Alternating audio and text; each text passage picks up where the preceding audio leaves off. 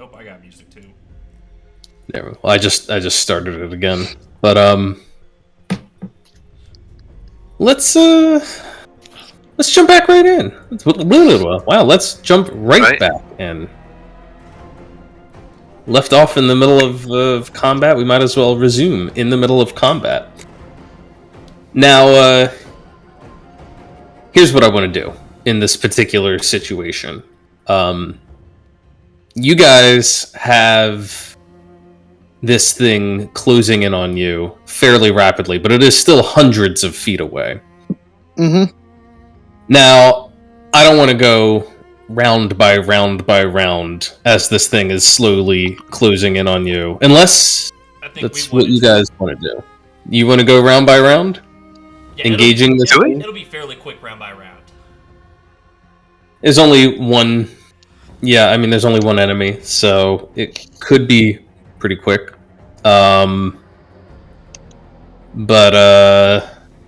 if you guys want to... what I was going to offer was that we finish playing out this round since we were in the middle of one. And then...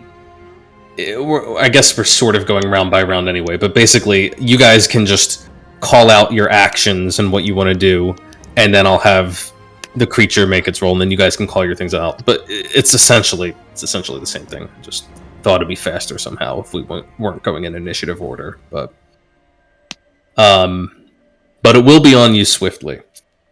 So let's... I guess we'll start at the very least by finishing going through this round in initiative order, and then we'll see what you guys are up to at that point. Because if you're like all running away or all hiding or something until it gets there, then you know that there might not be a need to play things out one turn at a time. But let's get to this.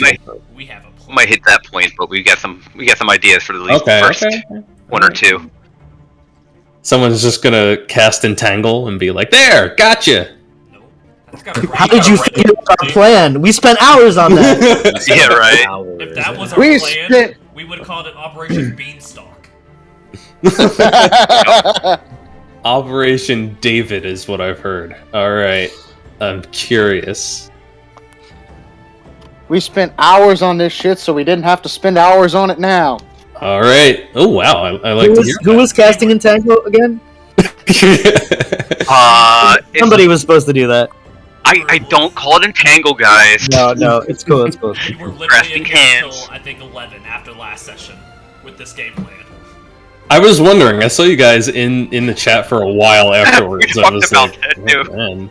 We went through, it was a roller coaster of emotions. I'm always so curious what you guys are talking about when I'm not around, but then I don't want to, like, nudge in and, like... We even said that. We were like, oh, this bastard's probably sitting in bed looking at Discord like, these idiots. They're still in the game. They're still in the game.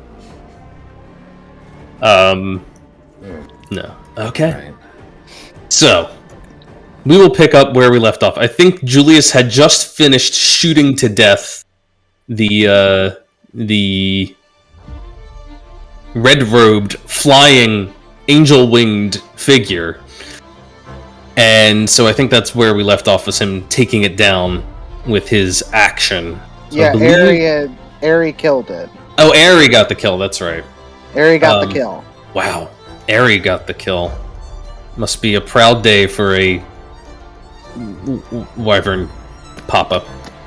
Oh yeah.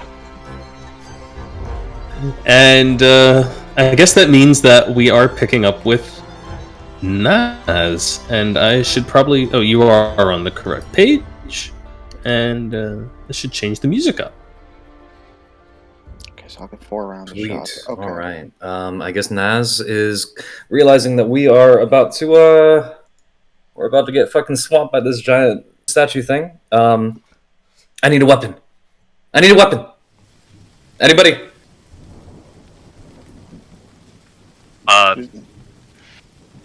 Safine can offer up a light crossbow and the magic wand of missiles. Right, then Naz will take both of those. Excuse probably me. gonna toss it over to her, and she's It has going 2 to, charges on it. take cover. So Naz is going to go for, I guess, just this building. There are windows, right? On these buildings? There are windows, yeah. All right, then I guess Naz is going to move her full speed, and she's going to start to take cover around the building. She's You'd not gonna actually stay have to get inside. way down to me first, actually, if you're Oh, where I am. fuck yeah. Oh shit! Yeah. Okay. Or then or never just mind. hold your Yeah. action till he gets there or something. Oh, okay. Yeah, Then I'll shout just hold to me, my yeah. action, And I'll run to you. and then Okay. probably going to cover outside this wall on the outside there. We're gonna get set up. Gonna hold action. Got it. And the action is to run and hide? Yep, the run and get behind cover. It's Okay. taking cover, Anthony. It's not hiding. We're getting behind. Running and cover. hiding. Got it. Cat is going to run and hide though. But no, she's going to take her crossbow and yell to Naz, "Get to cover, Tavash!" And she's going to make a mad dash for these stones. But that's all Okay. she can do right now. Well, it has a turn. It's still invisible in your initiative order because it's not officially on the map yet. But it will advance another 80 feet. As it charges forward, putting it at a distance of 360 feet from you. Cool. Or rather, from not 360 feet from you, 360 feet. Actually, I guess it would probably. Okay, yeah, because it was taking pot shots at you guys while you were at, like, the bottom of the map here. So let me do a little quick math. All right, so let's call it like 60 feet nearer, since it was able to actually make those shots. All right, so that would put it at 300 feet from the edge of the map.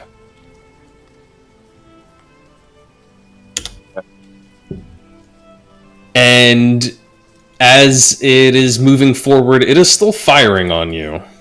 Keep in mind. Still shooting those discs as it advances.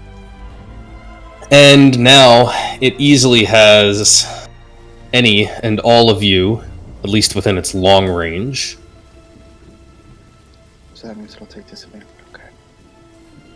It is still attacking at disadvantage.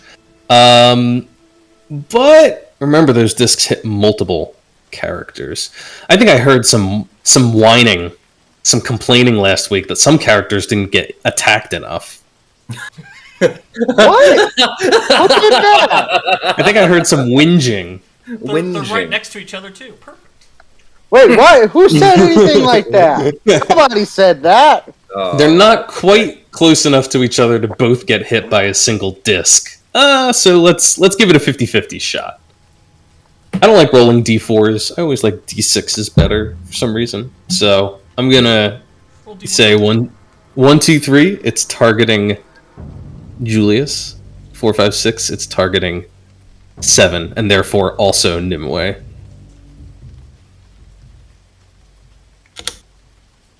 Julius. All right, give it to me. You see it lining up a shot over the treetops. Oh, fuck. You can hear that very distant whirring sound as this great stone is just ramping up in speed inside of it. And then the ka-chung as it flings it out with incredible force straight at you. Incoming! It must be very scary for everyone because you all see this disc coming like uncomfortably straight in your direction. It just barely skims over Naz and Nimue and Seven, buzzing their heads as it goes right for Julius. Disadvantage. Just a 14 to hit. Miss! Swing and a miss, motherfucker! It overshoots you and plows into the ground behind, fortunately stopping just short of skidding into the retreating cat. And But yet, You suck!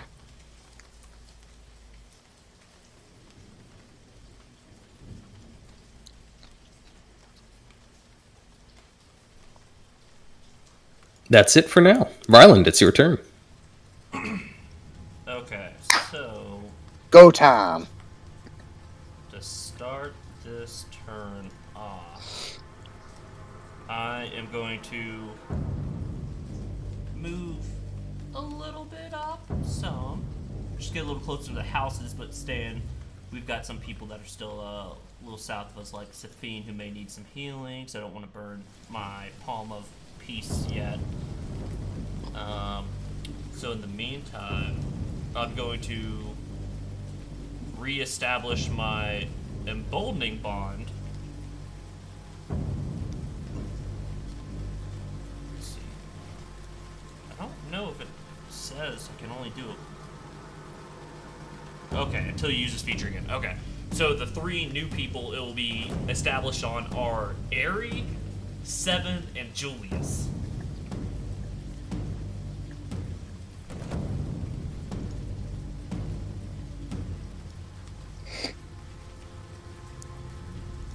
All right. Emboldening bond. Anything else from Ryland?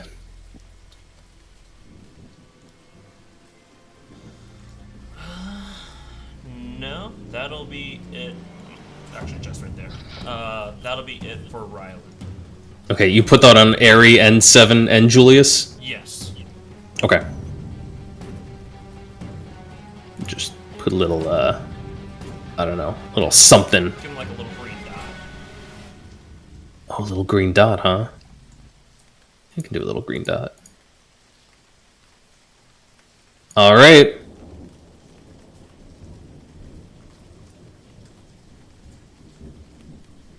Safine, it's your turn. Okay, so I'm just trying to see the best way to do. I'm gonna end up just moving my full movement and a dash, and using my object interaction to pass off the self to Naz. I'm just trying to optimize it.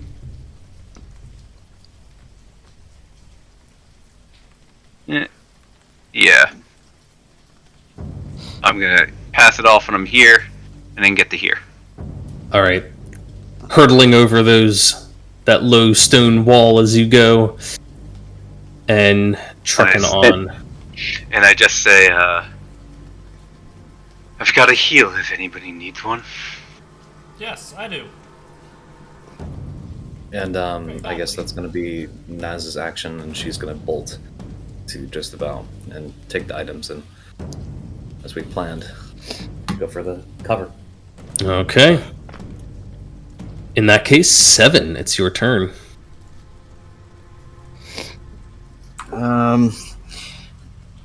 Seven, ever a man of many words. He probably just says, incoming, scatter! And he's gonna drop a longbow that he has on the ground, in case anyone needs it.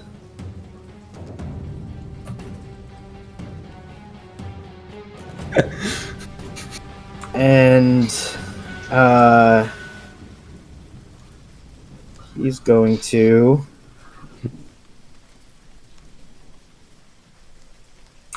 He's going to wonder what the range on Shield of Faith is. Ooh, that's a good question. I think it might be 30? Maybe not. You may be thinking there's a 6 and then a 0 somewhere in that equation. 60? Seven just guesses it's 60, because why not? It sure is 60. He's going to then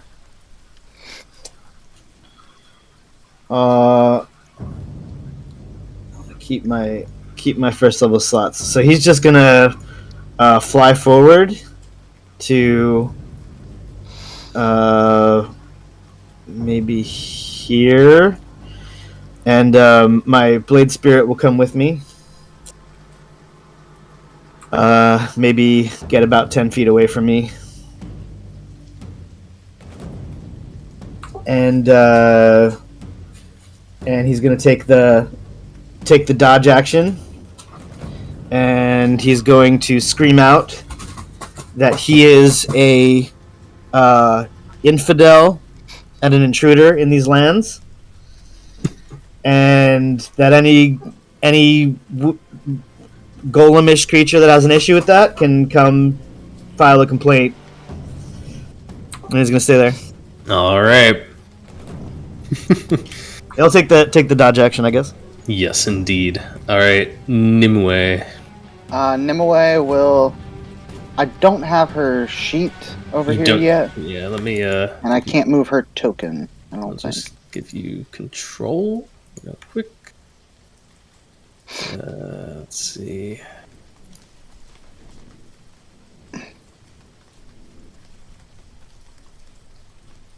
There you go.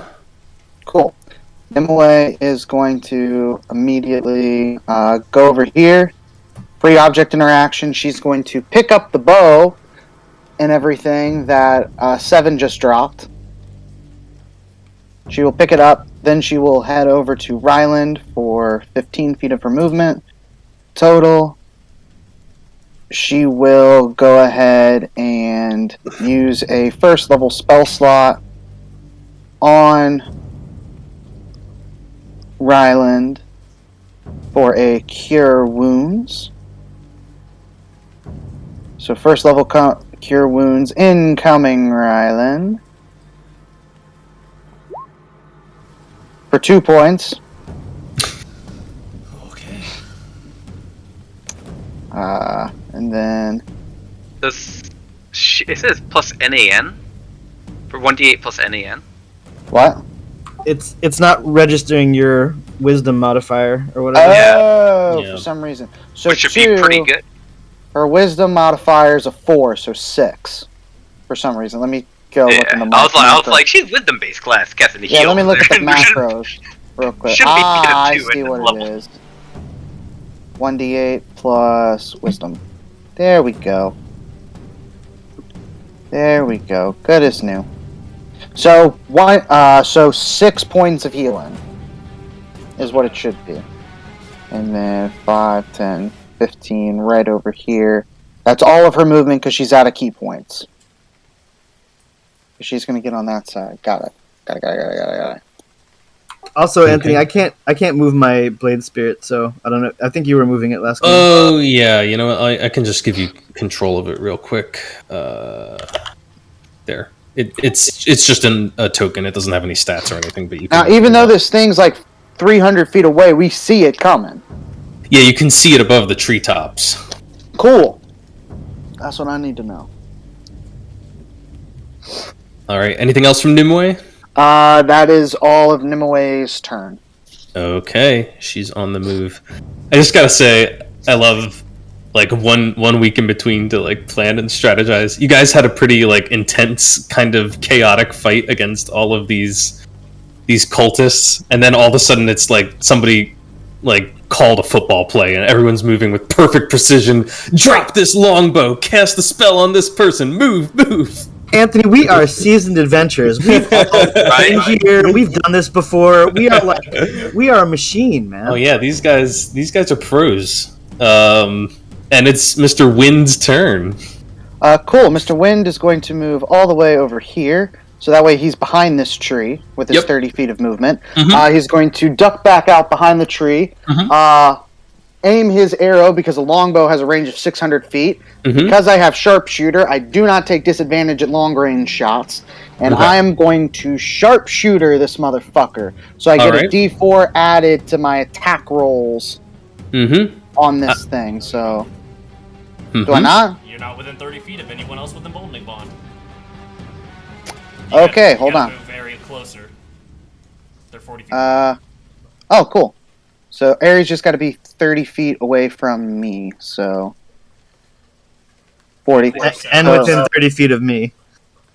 So 5, 10. Ares can move 5, 10, 15. Slap that bitch right between you and 7. Sure, right about here. Ares can move here. Ares will go ahead since the thing's not close. It'll take the dodge action, and then now since I'm within 30 feet of someone with emboldening bond, I'm going to take sharpshooter shot. I'm going to ask you a question before you fire. Uh This thing's really big. huh. It occupies an area 20 feet wide. Uh-huh. 35 feet tall. Uh-huh. What part of it are you shooting at? The part that's visible. Okay, I'm gonna say that the head, the torso, and both arms are visible right now. The legs are hidden behind trees. Okay, would that count as full cover or 3/4? The legs are in full cover. Like I would say, like the arms and the torso are half cover, but you don't care about that. So. Okay, I don't care about anything that's not full cover. So. Yep. So the only thing you can't target is the legs, but you could target the head, the torso, either arm, or technically also the weapon it's carrying, the battle spade. Okay. I will target. Ooh.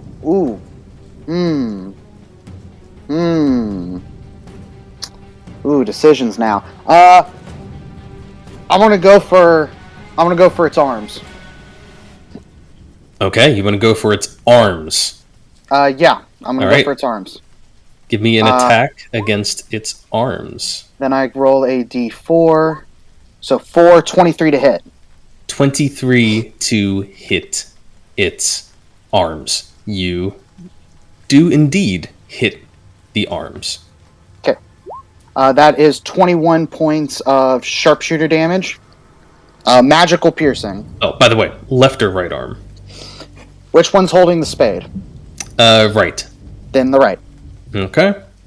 21 points of magical piercing damage. I don't like the way Anthony was very specific about that. Anybody else catch that? Yeah, Is I that mean, just really, me? if I think I so called you gotta it. go for the fucking torso because if it has no torso, it can't do anything. If it doesn't have an arm, it just can't make its spade attack. Well, I mean, if he can. If I can down a couple of its arms, it'll make it a lot easier for us to deal with it. So it's not getting a shit ton of attacks. Well, it's also the thrower, isn't it? Yeah, it's a The- thrower for the discs. The discs are coming out of its torso. Yeah, it has a thing that's popping out of its shoulder and firing discs like from shoulder This mounted. thing's like a fucking toy. It's just you load the discs in and they Okay, load it gotcha. up into the slot and shoot out. Then my next attack will go against the torso, since I know that now. All right. Oh, that's not going to help either way. Oh, critical failure. Yeah, 13's not going to help me either way. Critical failure. Let's see Imagine what if fucking string breaks. Oh, it's an 11. My bad. Shit. Imagine if it does. If my string breaks, I'm fucked. Okay. No, it's you got something in your eye there. You're gonna have to re-roll this attack against a random creature within 10 feet of the target. Well, there are no other creatures within 10 feet of the target, so you're good. It's just a miss. Thank God. Thank God. Okay, at least I did 21 damage to the arm. You did do 21 damage. Give me 1 second here. Gary's going to stay there, take the dodge action. All right. 21 damage to the arm. Now it's my little thing for that. Apologies, I didn't know it mattered which part of it I targeted. Well, Now I know, so torso away. that's why we clarifying up front. Because you guys never actually have tried to fight this thing before, so No, we how have would you not. know?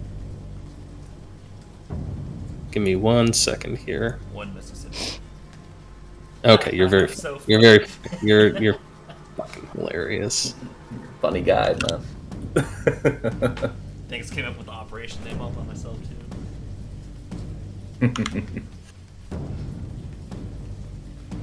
Realized I need to be able to track this. It's very important.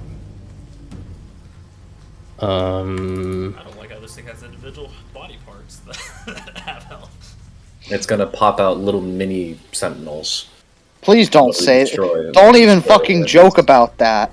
It's gonna What is this, pop a out fucking little mini Empire Death sentinels. Ship dropping TIE fighters? Yes.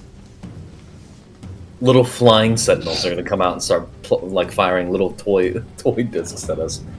Let's see. Okay. And then it's Naz's turn. Okay. How tall is a stone wall to the direct north? To the north? Mhm. That one's more intact than the wall in front of this farmstead, so let's just call it 5 feet for simplicity. 5 feet? Okay. That is It's a pretty good wall. it's a good wall. All right, then Naz is going to attempt to navigate over this wall. She's gonna use her full movement, dashing, trying to get over that wall. And then she's gonna start making her way this way. It looks like she is maneuvering around. All right. And Cat is going to do the same.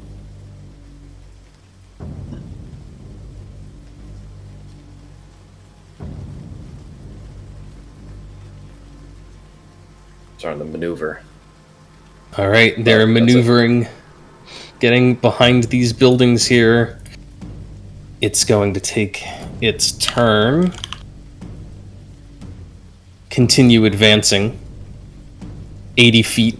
Now stands 220 feet from the edge of the map.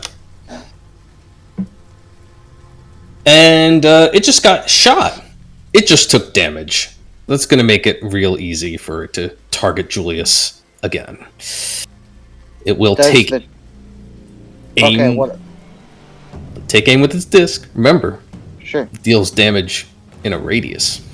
Gotcha. So cover does nothing. Well, the cover may help you. You will have cover against the attack, but it will also probably just destroy the tree trunk. So, here we go. You're right, Kevin. We're basically just taking artillery at this point. I told you. We're the fucking Americans landing on Normandy right now. Yeah, but we're stuck in the fucking boats. Comes another disc flying through the air. Wow! Only a 12 to hit. Definitely won't hit Julius. Let me say 5e objects. Should have had this all pulled up. AC for something like wood. Wow. That was such an abysmally low roll that it won't even do any significant damage to the tree that you're hiding behind. Ha! So Ironwood tree. it kind of took an odd skip and turned on its side and ended up like rolling along the ground and then bounced up off of the tree rather than smashing through it.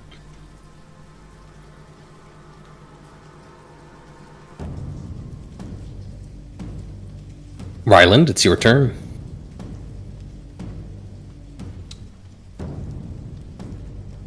Ryland is gonna do some mumbo jumbo LDAP provides shit.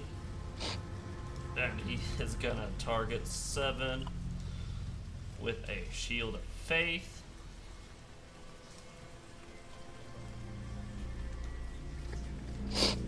And then let's see. I'm going to get to the other side of this furrow. Nice. We can heal for the fiend now.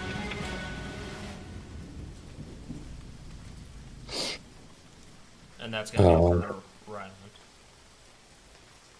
Ryland. Alright. Just moving along. Got it.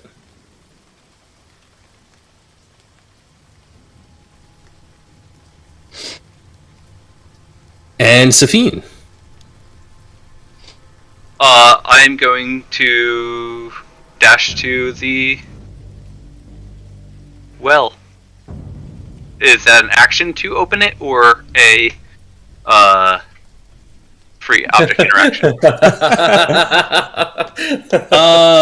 Let's see. The well is currently it's got a lid on it. I'm gonna say it's a free object interaction to throw the lid off. Yeah. Yep. And then what? You're gonna hop in the well? No. That's my full movement.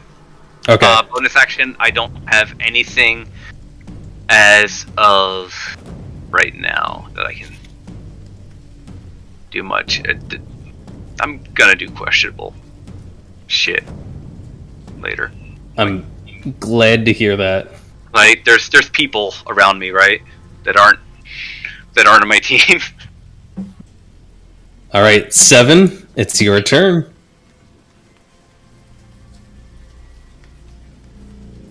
Seven is going to make some minute position adjustment here, and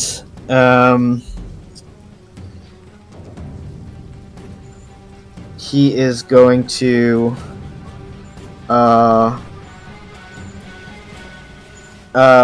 ready in action to cast a spell. You said this thing's about 220 feet from the edge of the map, actually? Correct. From the edge of the map. Which makes it about 350 from us. And it moves 80 feet around. Or it's probably about 300 away from you. Because I measured it earlier from when we started.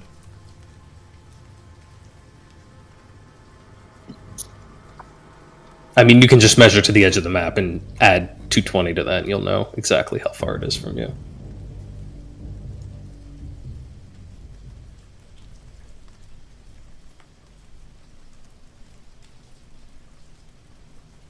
Yeah, this thing's way out of range of anything useful. So, he's going to continue to hurl insults, and he's going to take the dodge action. All right. He's going to take the dodge action, keep on trying to draw its attention. Nimue. Nimue is going to move 60 feet. She is going to dash, and Nimue is going to get all the way right up here. All right, she's dashing. Anything else from her? Guys are really backing off, trying to get behind this building. I like it. A lot of cover.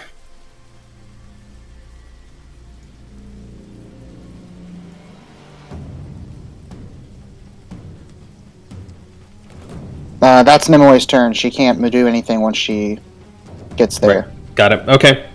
Julius, then. Aerie will continue to take the dodge action right there.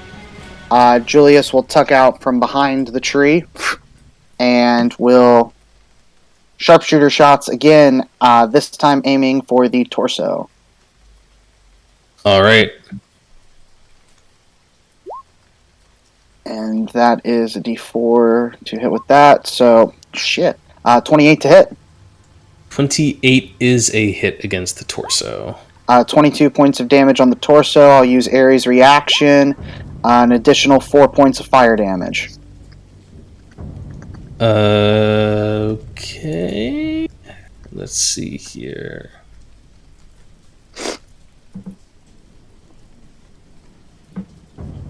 So that is a total of 26 on the 26. torso. Got it.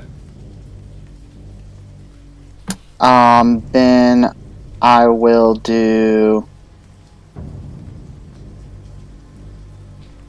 another sharpshooter shot against it. Okay. 16 plus a d4 is another 4, so 20 to hit total. 20 to hit total. Rolling well on those d4s. Say, fucking Ryan's niche is rolling d4s. Right? Give this man some magic missiles. That is a hit on the torso with the help of the... So the lowest I've rolled to hit it is a 20. That's what I'm making sure of. Yeah. Lowest I've rolled so far to hit it is a 20. So we know its AC is at least 20 right now.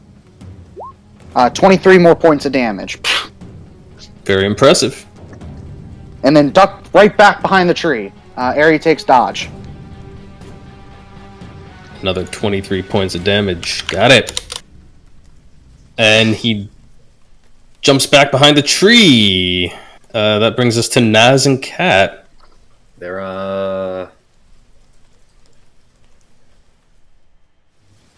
are there windows to the central farmhouse to the north? What we're about to pass by? Yes, I believe said that one is actually like a barn. And there are a couple of shuttered windows there, yeah. Okay. And are there shuttered windows onto this building to the west? Yes. Okay. Okay. Then I just want to see if we're making best use of our time. All right. So Naz is going to go ahead and go right for this the shuttered windows on this barn to the west, and she's going to use her free object interaction to open them and check and see if there's anyone inside. Okay. You, Naz, open those shuttered windows, and you see that this farmhouse is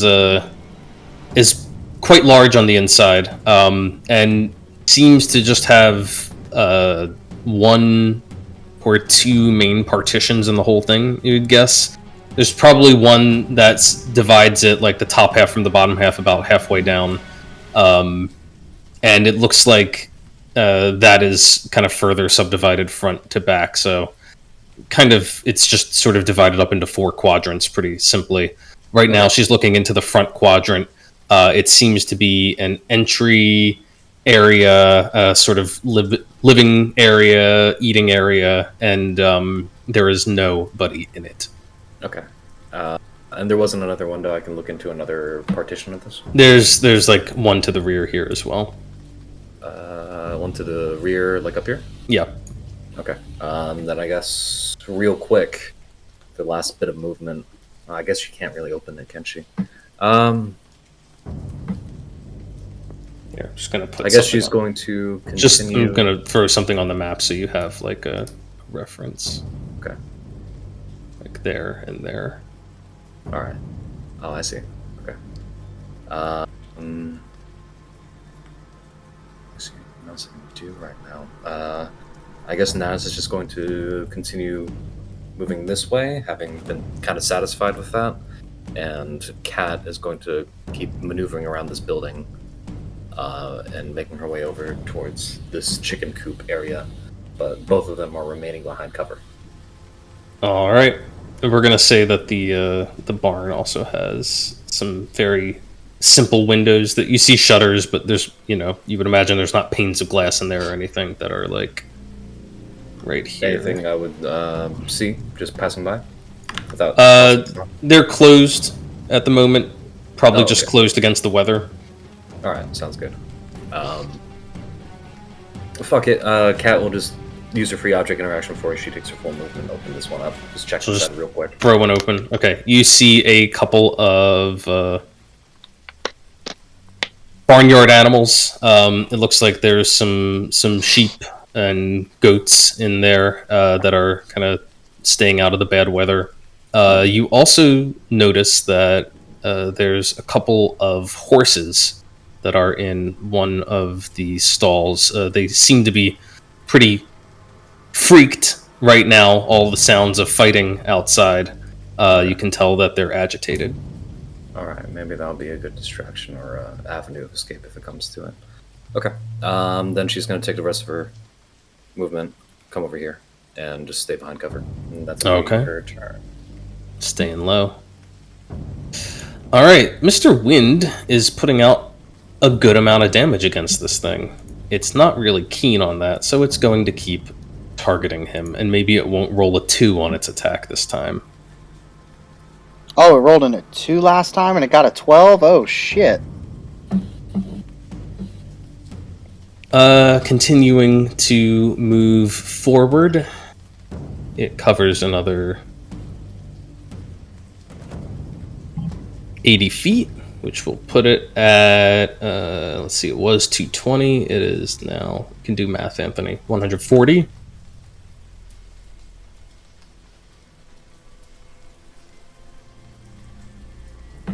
And it is still at long range for its discs, though, so it will still be firing with disadvantage. Good.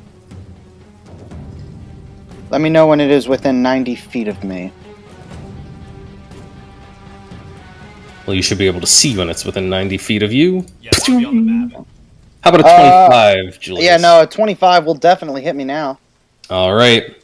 Not only will it hit you, it will also hit the entire section of tree around you, sending up splinters flying everywhere as it deals... Oh, not too bad. Just 21 points of bludgeoning damage. And I'm going to need a strength saving throw.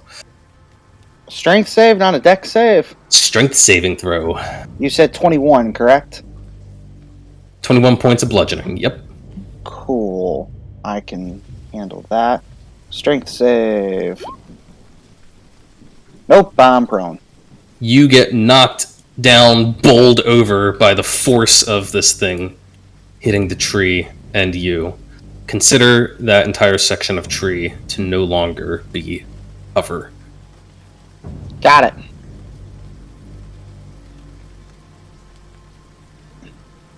Ryland. Ryland is going to dash. He's going to get right in front of this wall, preparing to hop over it next round.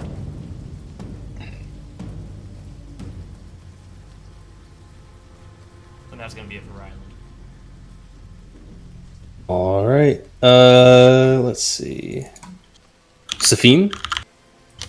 I want to get and look into the building. Which one here? Yeah, there's a Yeah. door there, and you can throw it open. You see what I described to Naz. It looks like a basic sort of communal living space. And you see that there's like a kitchen at the north end of it, a general living area kind of in the middle. There's a partition that divides it. Here, I'll draw it on the map so you guys have like a rough idea. But it's basically divided into 4 quadrants. Goes something like this.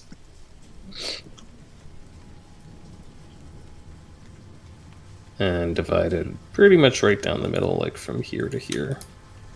So you do see a door leading into what must be a back room there. You see a couple of windows on the front. It looks like it's basically just abandoned. Oh, it sounds abandoned. Okay. I don't have anything until I get near people.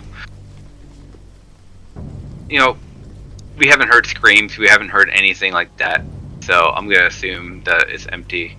Therefore, I'm just going to take the dash action, giving me another 35 feet. Would it cost me anything to get over this wall? Yeah, it's just called difficult terrain. Okay, so an extra 5 foot. Yeah. So that would get me to here. Mm-hmm. And yeah, that is gonna be my turn. I'm gonna All right. sink along. 7, we're back to you. Still holding? The creature ran up another 80 feet. It's continuing to charge. Mm-hmm.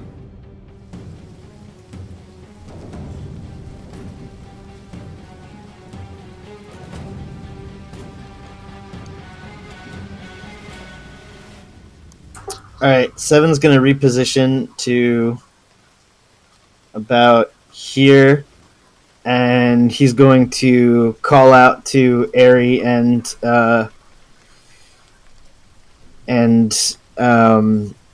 Julius to fall back and find some new cover, and he's gonna take the dodge action there. All right. You take the dodge action as you back away a little bit. Top of the round, Nimue once again. Nimue. 5, 10, 15, 20, or 30 to get to here because I got to jump over the wall. Kind of thing. And then, would you say this thing is less than 600 feet away from Nimue? Yes, definitely. Okay, then Nimue can take a longbow shot, not at disadvantage. Does she have sharpshooter? No, she does not. So she will aim for the torso since that's in full cover. You mean a full view? Does she she should be at disadvantage, right? She's got a longbow. If it's over 150 feet. A longbow's yeah, okay, so it's 150 feet. Got it. Yeah, it's over 150, so she should be at. 150 means. I thought that was the minimum range. So did I. It's okay. So disadvantage at that. So Nimue will take longbow shot. And it simply bounces off of the thing's torso. Okay, so 14 doesn't hit.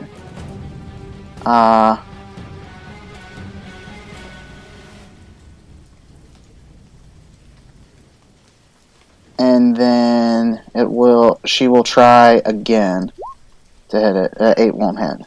Correct. Okay, that's fine. That's All fine. right. We're good. She's taking pot shots at the thing from very long range. Julius just got bowled over, his tree destroyed. What do you got now? 5, 10, 15. Aerie moves here, takes the dodge action. Julius will get up. He's got 15 feet of movement left. 15. I will say, if you go back that way, you won't. The tree will be completely blocking your view of the thing. You won't have a line of sight to it. I won't have a line of sight to it. Okay. But it won't have a line of sight to you either. So 15. Julius will go right here. Mm-hmm. Shoot, then move. Do what?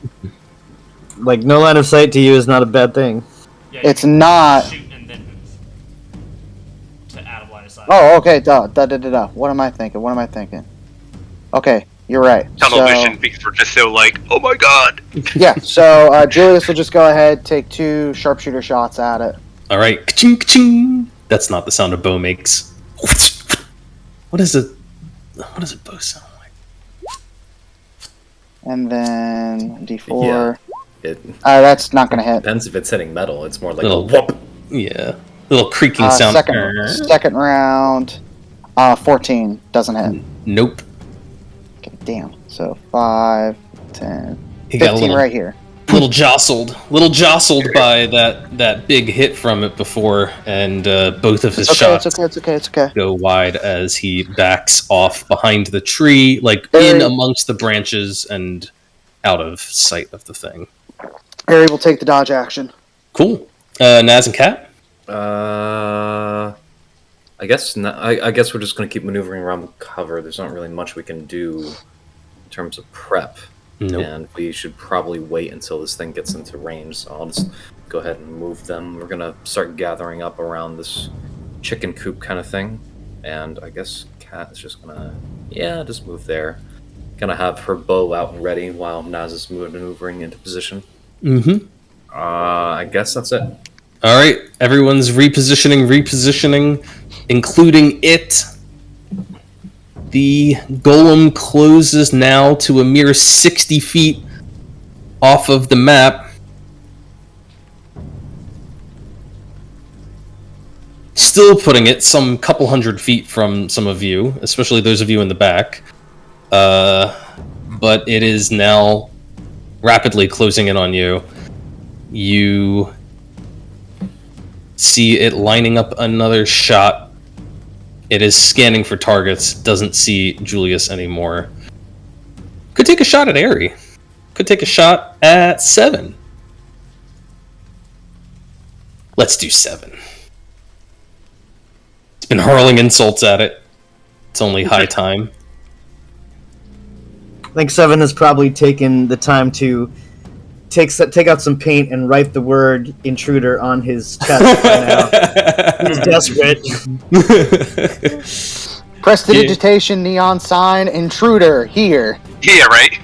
Actually, I do need to double check. I'm pretty sure you are. Oh, well, you're taking the dodge action anyway, so it will be a disadvantage. No matter what. Anybody have the light cantrip? Cast light on him? 23 to hit 7. 7 yells out, "Barrier!" And you see these the bands. He wears a couple bands on his wrists. They light up, and a shield pops over him. Mm-hmm. Shield pops over him and deflects this thing just a little bit. I imagine it was going like straight at him, and this barrier just changes the angle of it ever so slightly. It was going to just barely hit, yes. And then it just pings at a funny angle and destroys a chunk of the wall behind him, also obliterating some of those corpses around him, mashing them into red mist. Paste. Ryland. Ryland is just gonna hop on over this wall right here, and he knows we have to space out, so he will just jump in front of Cat for the time being. Okay. Safine. Yeah. You know what? He's how far away is this thing now? At least 2 full rounds before it's on the map, or 1 full round? It is going to be on the map next round. Okay.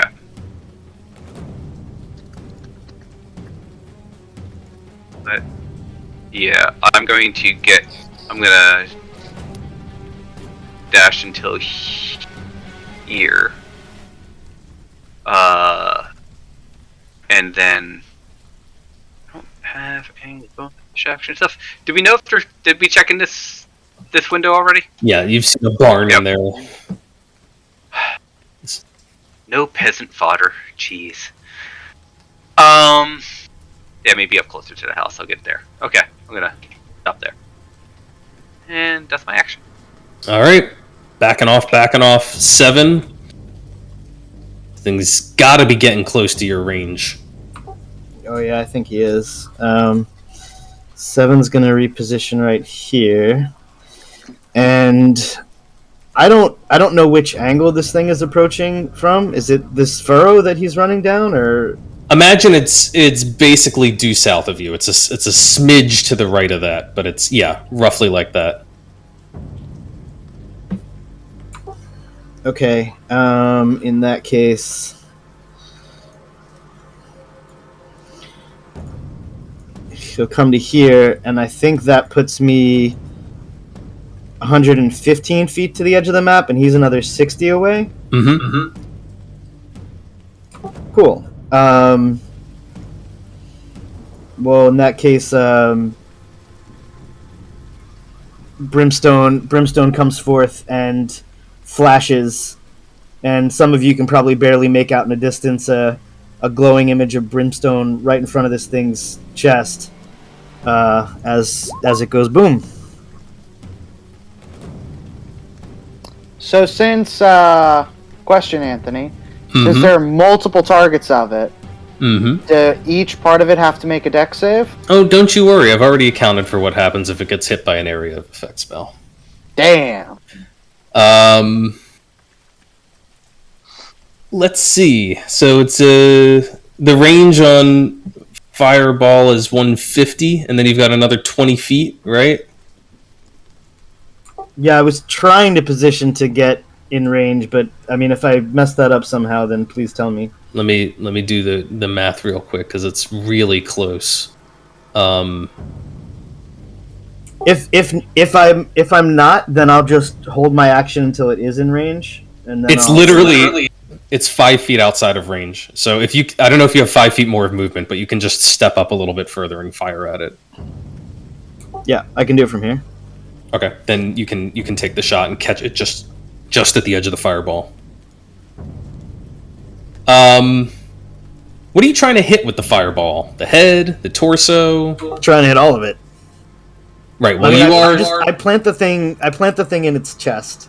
Okay. So I don't know if that's in range of all the body parts. You tell me what happens. Yeah, I mean, you're just catching it on the edge of your spell, so it's not the full 40 feet across kind of thing, but it will catch potentially multiple body parts in its area of effect. The first thing it has to do, though, is make its dexterity saving throw. And as you hit it with this spell, you can see it's pretty dexterous for a giant statue. It's not super dexterous, but it does seem that it is protected against magic and has advantage on its saving throw. And rolls a 9. Woo! You've been struck by a smooth criminal. Okay, so. Was not expecting the Michael Jackson. Thank you. Let's see.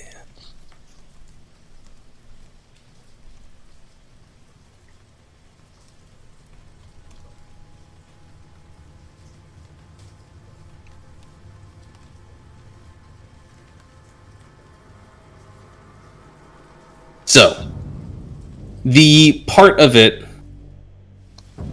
since you said you're hitting it dead on, I'm assuming you're kind of going for the torso.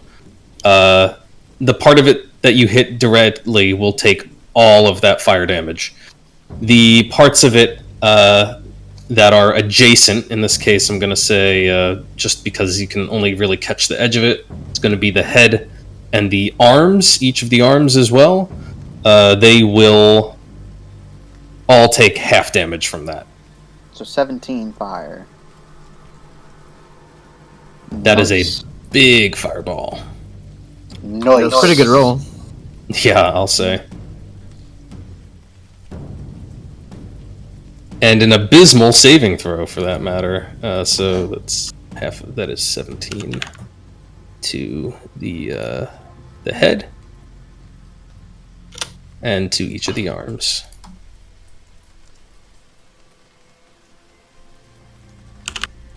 All right. It's slowly getting there. Nimue? Nimue is going to fire at the thing. All right, still disadvantage. Got it. So we know a 14 doesn't hit, so its AC is higher than a 14. 13, no, that won't hit. That's a natural 1. And that's a natural 1. Nimue is probably going to say, my bad. She re-rolls this attack against one ally within 10 feet of the original target. Once again, no one is close enough. So, just a miss. Cool. Julius. Cool. Julius is going to 5, 10, 15 feet. Snipe shooter attack against it. Sharpshooter against this thing with a d4. That is a 15 to hit. A 15 will miss. Yep. Second attack, 13. Come on, give me another luck. 16. A 16 is a miss. Okay. Oh, shit. So we know it's AC, at least 18 or 5, 10, 15. Back here, Aerie takes the dodge action. All right. Nazcat. This is the last thing that's going to happen before it finally appears on the map.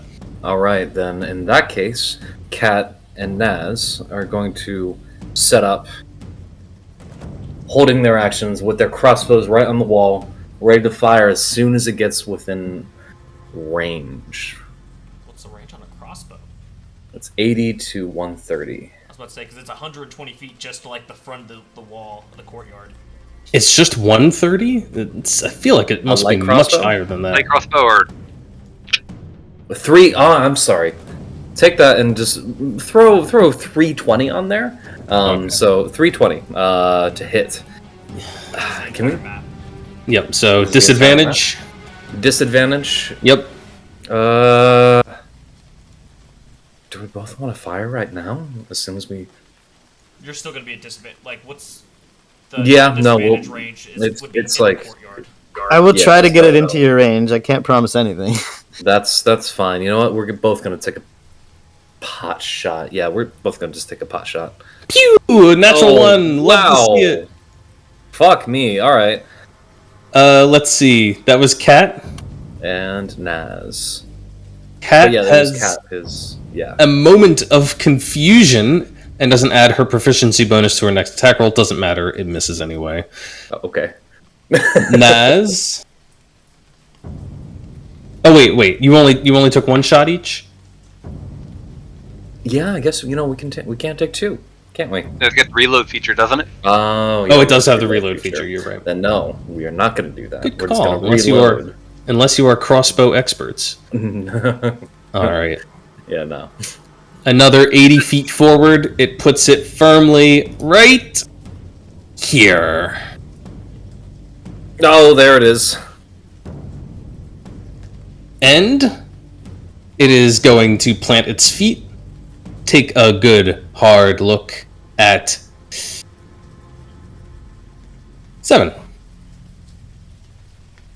Because everyone else is very far away from it. But guess what? 7 is within its normal range. No disadvantage on this attack.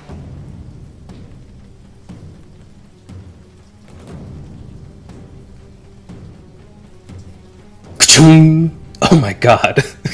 These rolls! These I just rolls. surf out of the way. Alright.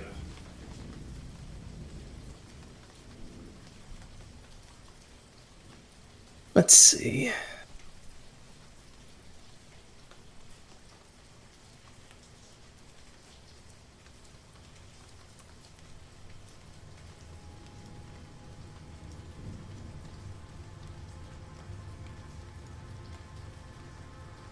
Should I throw my second attack on there?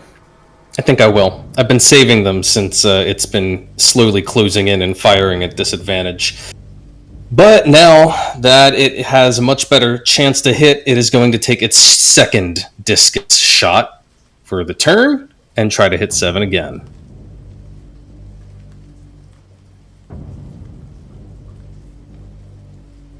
Oh my goodness. You lucky duck. Alright, both discs miss 7 as they go flying, one on either side of him. He just surfs back and forth and avoids everything. Ryland. Okay, so for this turn, I'm going to use my Channel Divinity Balm of Peace. Okay. Wow. Wow. Fucking Anthony, 'cause I'm not He was just so mad about a couple missed You're attacks. so mad. Unplug the computer. That's it. I'm done. Okay. Yeah, we win, guys. We win. Rage quit. Ryland is gonna use this turn to move up to his movement speed with Balm of Peace, and get everyone on this back row. 2d6 plus 4, which Go I'll for it, roll. man.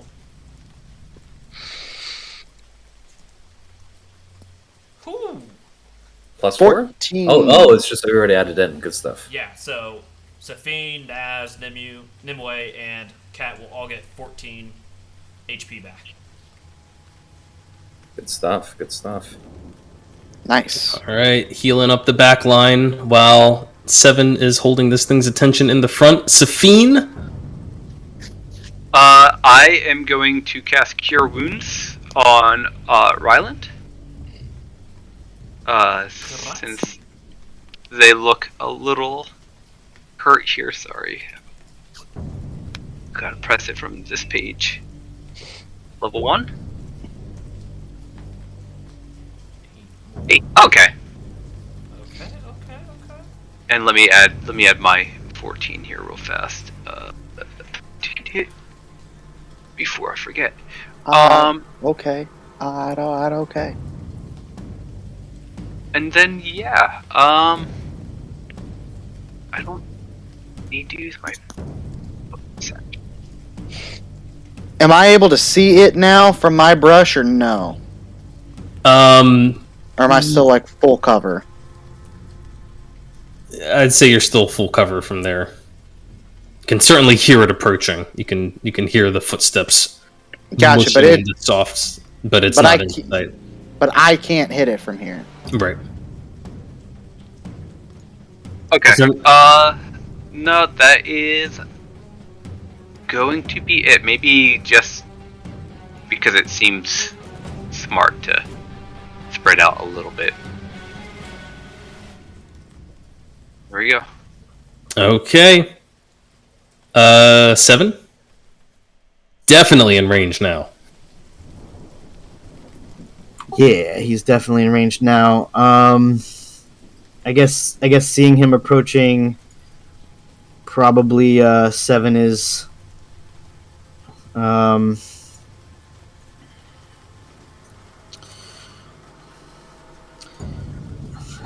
he's a little freaked out, but still trying to play it cool. He's gonna back up a bit, maybe to here. Let's see if that works. No, here. And he's just gonna yell, I don't know, come at me!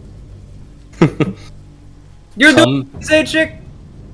Come at me, he yells, and he invokes Brimstone again. Another fireball. This time you can position the fireball to catch the entirety of the creature. Here comes the dex saving throw with advantage. Garbage again. Oh my god. Garbage! These Fucking rolls. loser. Garbage! We're all gonna die. All right, that's you're doing pretty good. You're doing pretty good damage to it. I mean, you've done a lot of damage to it. What's that? 18? 18 and 18 would be 26, yeah. No, that can't be right. It's your half is 13. 13, thank you. I was like, there's no way that's right.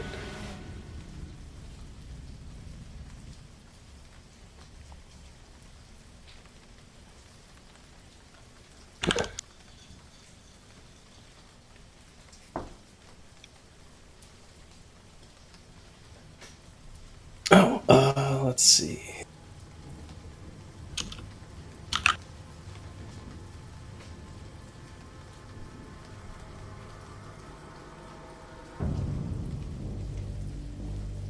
This has taken.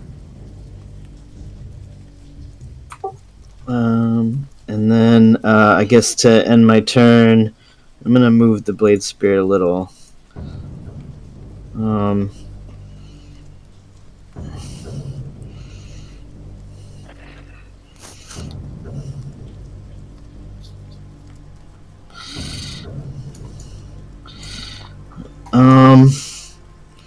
I don't think this thing could get here, so it's going to teleport up to here and hold its action to attack if this thing comes near it.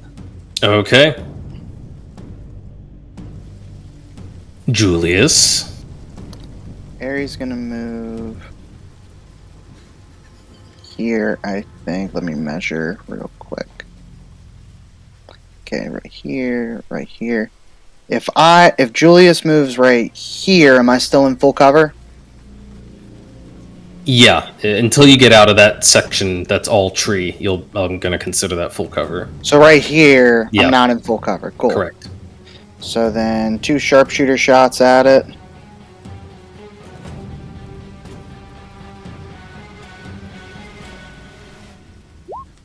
Still going for the torso? Yes. All right, the first 18 one to hit. missed. Oh, 18 to hit. Hang on. 18 to hit. That emboldening bond is doing work. That has turned at least 2 misses to hits. That is a hit on the torso. Okay. 24 points of damage. Second attack is going to be another 18 to hit. All right. Well, let me tell you this. You take that first shot.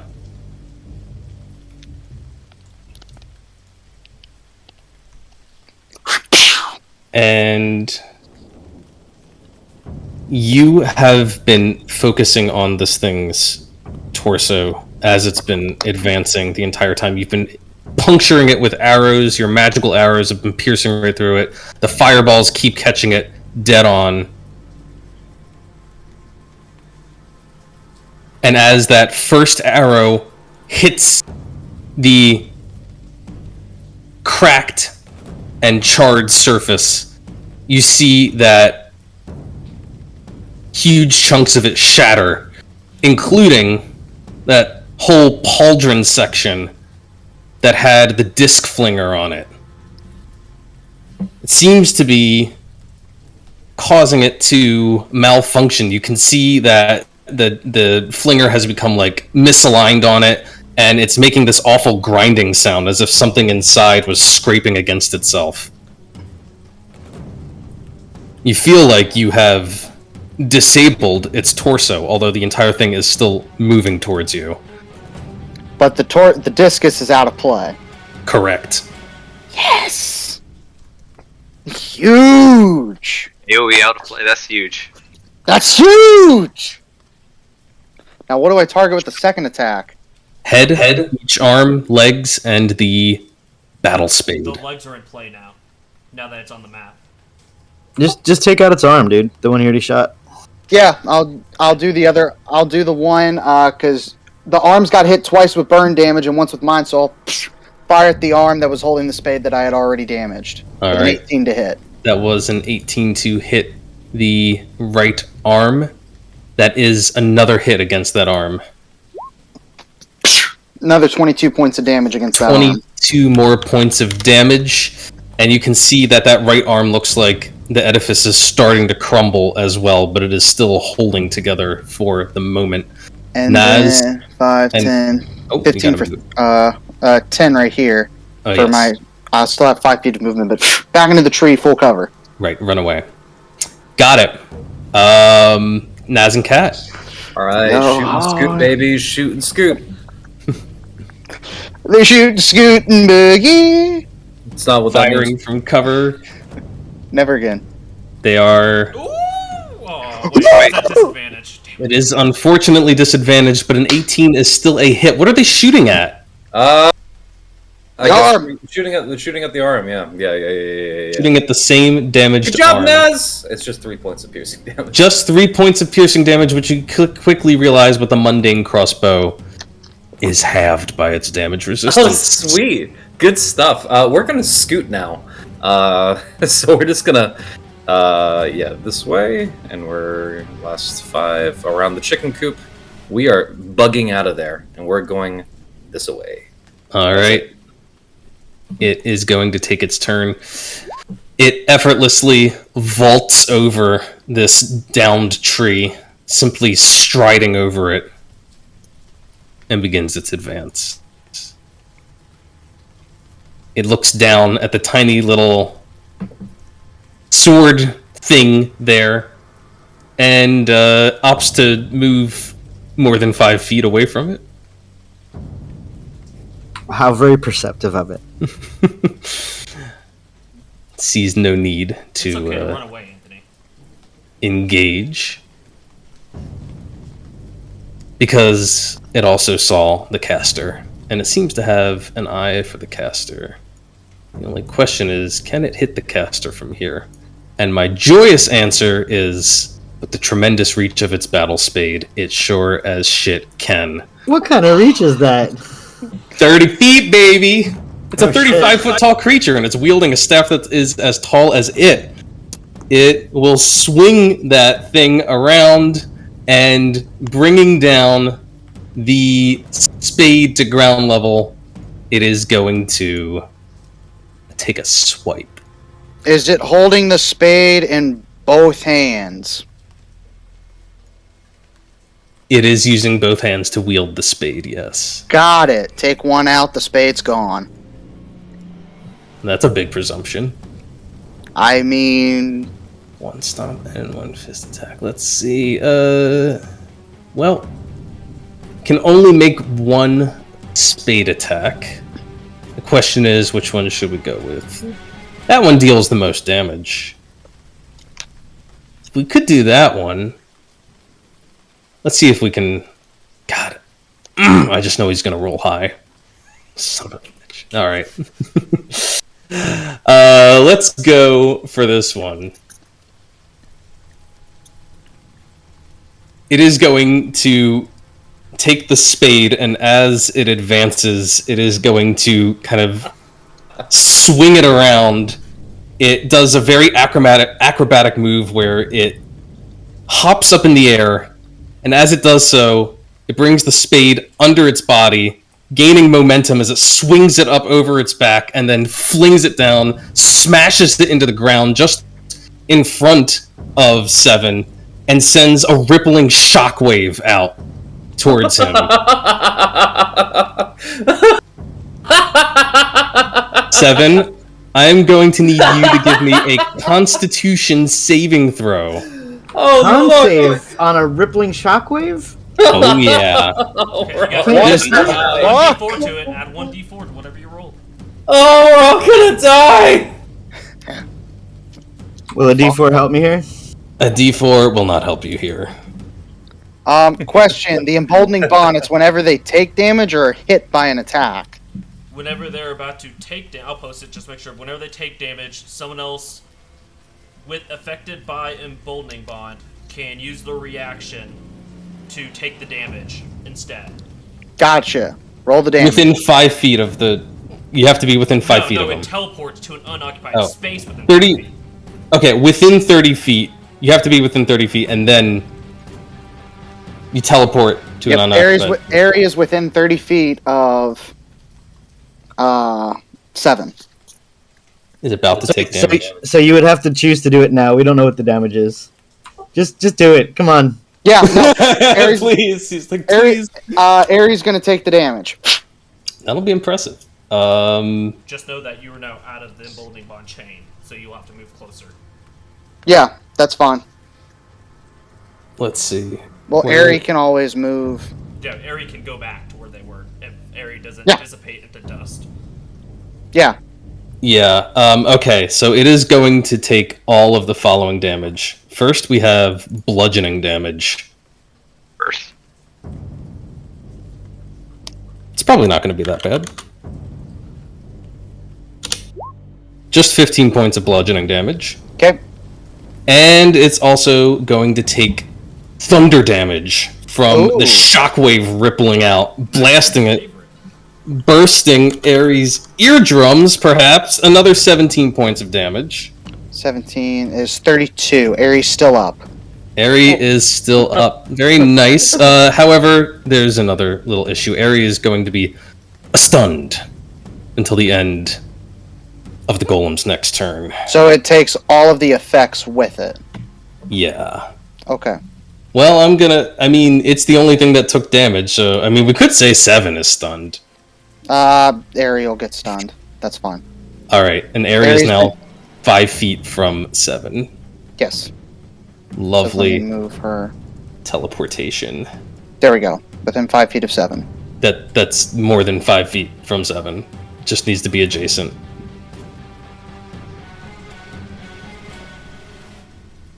Right there? Where's No, the- adjacent to 7. Just needs to be adjacent. Squares are 5 feet, yeah. Yeah. Yeah. All right. The shockwave goes out, but that's all that this thing has for the time being. Since you took out its disc launcher, it can't shoot one of those in addition. So Ares is Got a still little up. upset. Ares is stunned. And yeah, Ares stunned. it's Ryland's turn. Time to change the Okay. music up. I've been waiting until this thing finally got into range. So where? Let me ask you, where's the actually? It doesn't matter. Come on, do it. Okay. It's not doing the measurement when I move. 35 feet right there. Okay.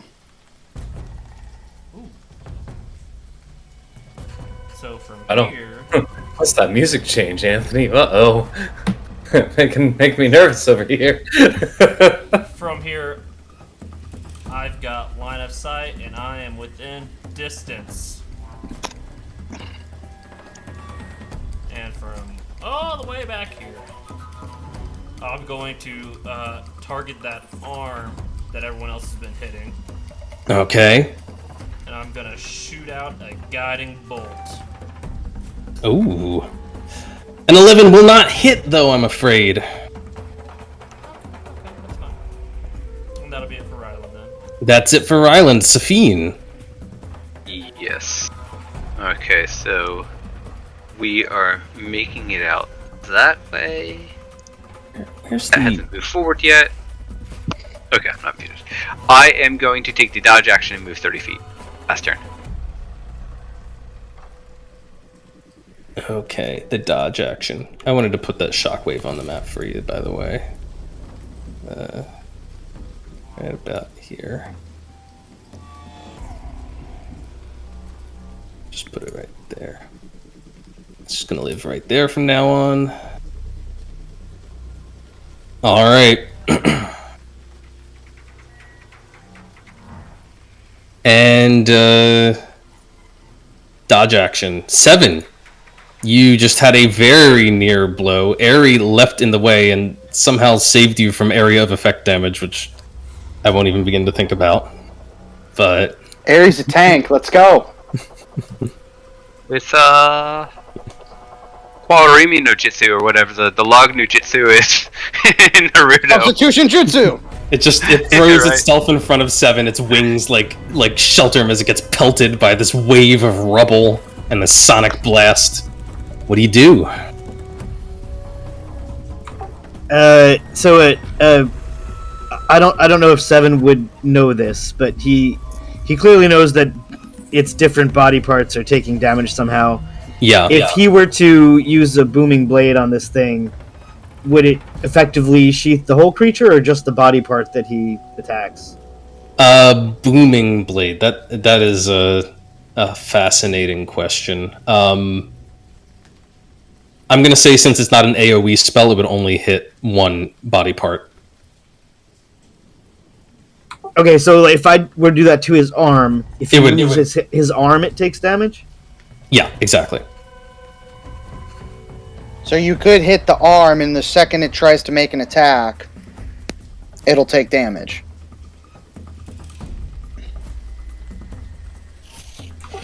Alright, 7 is going to fly. Oh, is he?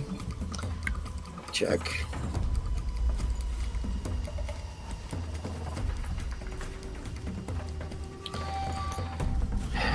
Alright, he's going to actually fly back a bit to here, I think.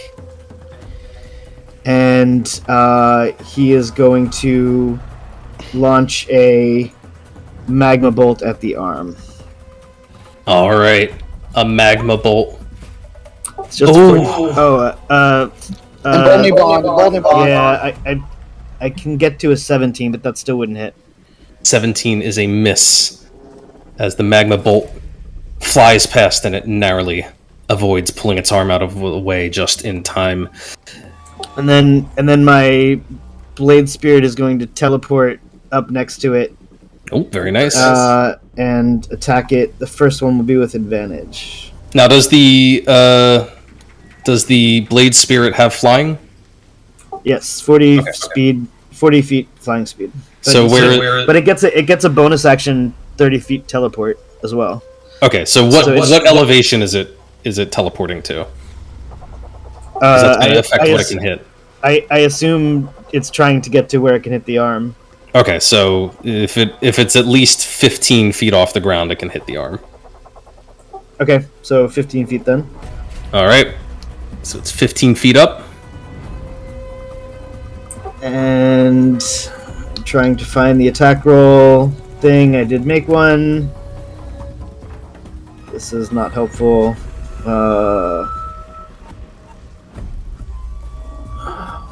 Okay, I'll just have to roll it since I can't find it. It's my spell attack modifier, which is +8.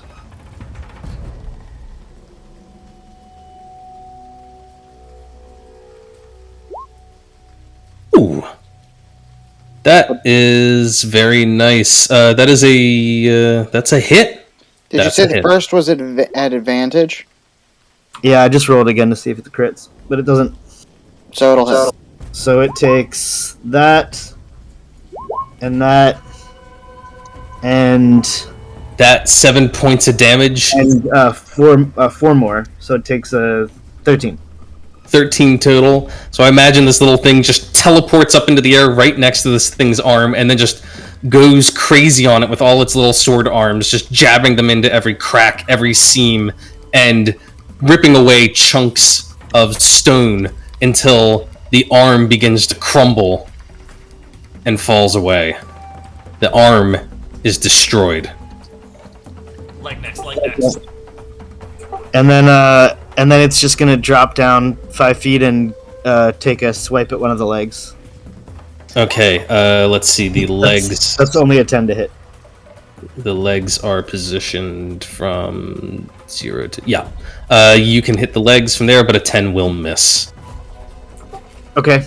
And 7 continues to taunt as best he can. Try to draw Alright. attention. Top of the round, Nimue. Nimue can see the legs from here, right? She can, yeah. Cool. Nimue is going to make an attack on the legs. Alright. Big tree this is- trunk looking legs. This is within 145 feet, so no disadvantage. Yes, it just is within range, and a 20. That does say Julius, but I'm assuming that's her attack. That's her +6 to hit. Yes, that is her. I don't know why it says Julius. It's okay. Yeah, it's just the character you're acting as, but that's gotcha. fine. Yeah, that you is can a hit. At the The bottom second where it one says is as. not. Right. Yeah, you can change. who. Gotcha. The Seven- second one will miss, but it will still be 7 points of damage, and since it's not magical, it will be halved Got it. down to a 3. Which leg? Left or right? Right. Alright. Matchup sides. That's Okay. your turn. Alright. Mr. Wind. Julius drops down into initiative to go right after Ryland. Interesting. Okie dokie. Naz, Cat. Hearing a tremendous crash, I assume. I think Naz and Kat are both gonna start leaping over this wall and taking up a position right over by Ryland. And they're both gonna peek around and take pot shots at this guy. I think that's All right. still at disadvantage, I believe. 80 feet, Oh. yeah. It's a disadvantage for the crossbow. 80 feet. So let's go ahead and pop those out real quick.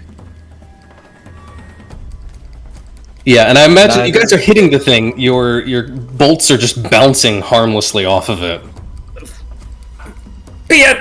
That's gonna. I don't think that I have any more, so I'm just gonna give Ryland some space. There we go. Okay, let's see here. Oh yeah, it looks juicy. It's gonna advance. It's got options here because 7 has dealt it a lot of damage, but so has Julius. But it can't Julius- see me. I'm in full cover. I mean, you were before, Right now. but it's 8. Yeah, but you keep popping out of cover, so it's going to go over to where you've been popping out of cover routinely. It does have object permanence. It does It's not a remember. toddler. It's not a toddler. It's gonna come right over here and come stomping up right beside the tree here. Now that it is towering right over you, you can see it. It can see you. Aye. So can my blade spirit, I think, gets an up attack. It's a If it- summoned creature. If it has reactions, it can make an opportunity attack, yes.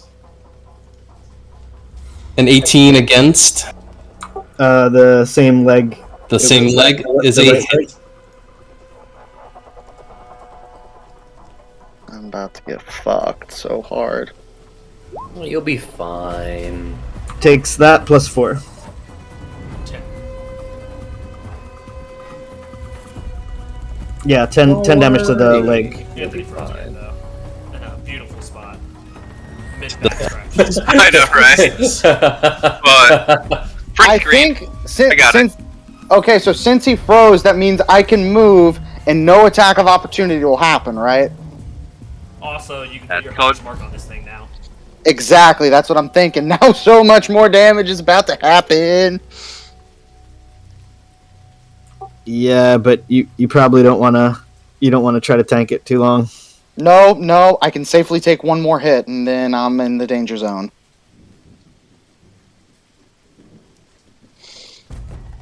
I mean, I don't know if disabling that arm really did anything. I hope it did. That's what I'm hoping. I'm hoping. hoping. Spade with its other arm, but he didn't I'll- say it did. But it was using both hands for the spade, and this thing is as tall as it. So I would assume the spade is a great weapon, which means it needs both hands. That's what I would assume, but I don't know. Not It still has necessarily. it has a fist attack and a stomp attack, so it can still attack, but it maybe can't use the spade. That would be nice. That would be nice. Did if we it can't take out use the both its spade. legs or only one of them? No, not yet. Taking any leg out. We've taken out the it torso definitely and the right arm. It had a it had a kick attack too. Yeah. That fucked up you actually. The first time No, we it dealt fucked with one up of these things. Nimue. Oh yeah, okay, but yeah. I'm at 50 hit points, so It's I can fucking Dr. safely Ian Malconter. I can safely take one hit, and then I'm fucked. Because of his position, he'll be able to maneuver around, probably. And he'll have to target something else. I don't know exactly what keeps causing this, but it seems to happen in your game specifically. I have a feeling that for Probably some the reason, maps. I don't know. I have a feeling for some reason my system does not like the fact that have my camera on and I've got OBS running, recording it, and I'm running the thing. I don't know what the fuck it is, but I'm just gonna keep my camera off. I keep doing this. I start off with it on, and then everything crashes, and then I turn it off. So, and then it doesn't crash again. So I guess I should just learn my lesson. Okay. But I don't know what it is. It's like on the dot too, right around the same time. So because the camera crashed, I get to move without taking an opportunity attack, right? Yeah. Nope. Damn. It's but it is actually going to. It seems to very purposefully move right to here. No, wait. Uh-huh. No. Right, it was good where it was. Uh-huh. Okay, come on, roll 20. Is there some reason that you don't want to come back up for me? The sensor in the game. Yeah, I'm trying to bring up a second monitor, though, so I can see you guys. I just saw.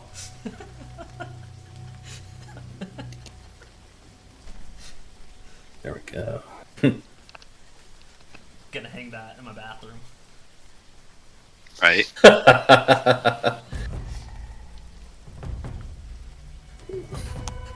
Go ahead and give that a save.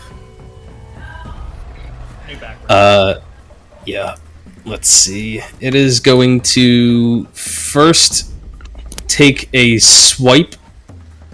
Actually, I need to give it a roll. Hang on. Is it still carrying the spade? It did. It did blow up its one hand, but it did reach out and swiftly snatch it in the left hand. Okay, so it is a one-handed weapon. Okay. Fuck. Like a long sword. And it is now going to... Good? You good? OBS, you still running? Okay. Okay, we can resume. Awesome. It is going to continue trying to kill you guys. It is going to roll a d6 technically at the start of its round. Oh, look at that. It recharged that awful ability. What ability? The monkey god attack. The You know we the just one. used. The shockwave. Oh. Fuck. Yeah, the monkey god. But I could just take a swipe at Julius as well, and I feel like that'd be plenty effective. The tree provides no cover, right? The tree's giving you some cover from it. It's giving you half cover at this point because the branches are like sticking up in the way a little bit. So +2. +2 to your AC. Cool. It is going to take a swipe at you with the spade now in its other hand, and you see it just brings it straight across in this like shearing attack that is slicing right through tree branches and destroying everything in its path. Here comes the roll. I need Is to this roll where you less tell us than a he's 9. right-handed, so it's a disadvantage? I wish. I needed. It's Nope. a 20 to hit you. 20 hits. It's 1 over. Fuck. All right. That is going to hit you very hard. Where is my little swipe? There it is. Just put that on the map real quick. So you can just see the arc of this thing. Part of it actually like smashes right into the building.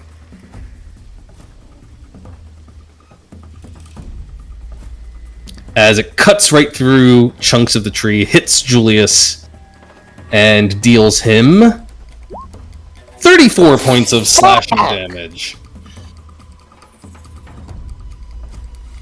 It is flesh wound. You'll be okay. Flesh wound. Fucking Flesh wound. hell. You'll be okay. Are you still conscious, Julius? I'm conscious, but with sick. No, fuck. It's gonna take another attack, isn't it? It will step up another 5 feet, raise one of those gigantic boots, Ari and try can't to... take a reaction because she's stunned, can she? That's right. Nope. So I'm down.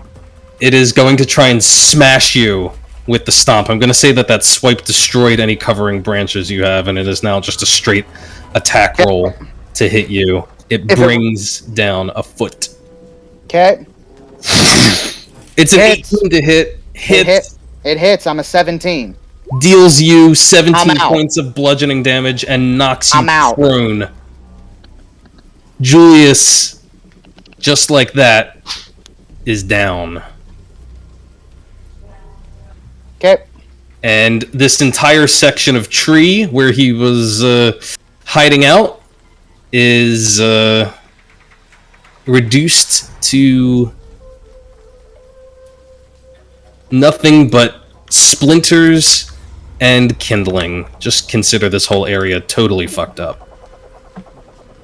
What will Okay. Ari do at this point? Ari can make actions on her own. Okay. Now that I'm down, Ari can make actions on her own, but as soon as I die, she fades.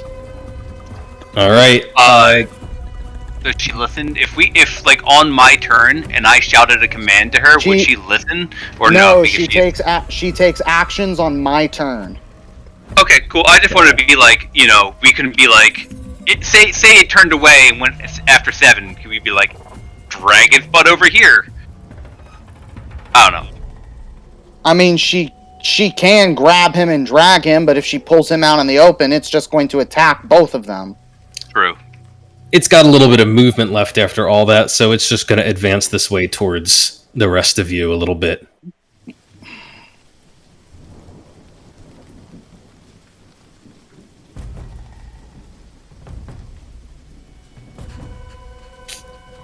Ryland, it's your turn. Oh, and at the end of its turn, Ari is no longer stunned.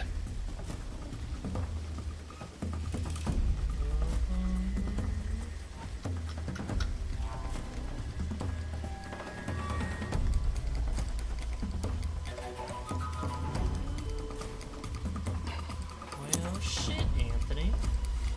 Got some little saw- pickle here. Who saw Ryland go down? No one saw Julius go down, unless anyone's Not in eye Ryland, of sight. I Julia. mean, I've got line of sight on that. I mean, I would assume 7 just witnessed the sheer destruction over there. At the very least, probably also Ryland, even if he didn't see the actual hit. 7 yells out, Julius, no! Julia! No! Okay. Hold on, I need to look up something really quick. That is kind of abstract. The clock's ticking, Ryland. Who? Anthony, who would that even be? Come on. Come on. Okay.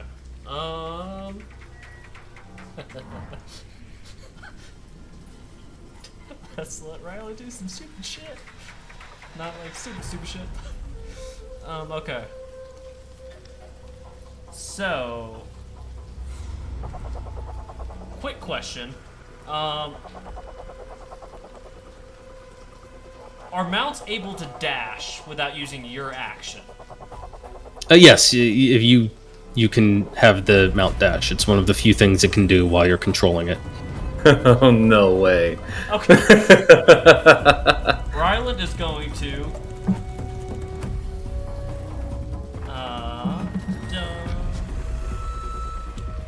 He's gonna move his way over into this open barn. And first things first, he's gonna shoot off a guiding bolt at this thing. All right. Well, the door is shut to the barn. I know it's not on the map, but you can Open here. Got it. Okay. you can use an object interaction to throw open the door though. That's no problem. I'm gonna put a door up real quick. So yeah, give me a place to there's stand here. something for reference.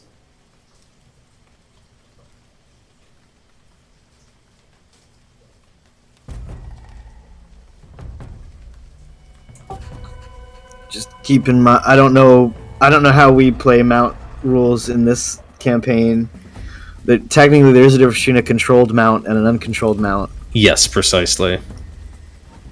and that would depend on the nature of the mount and how it feels about you.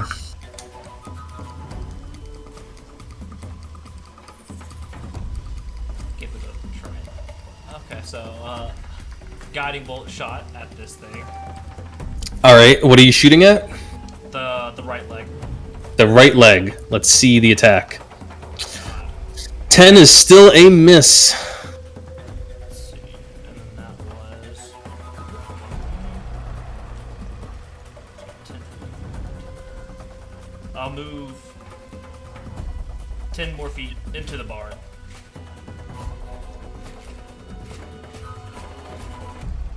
Into the barn. What are these horses like in here?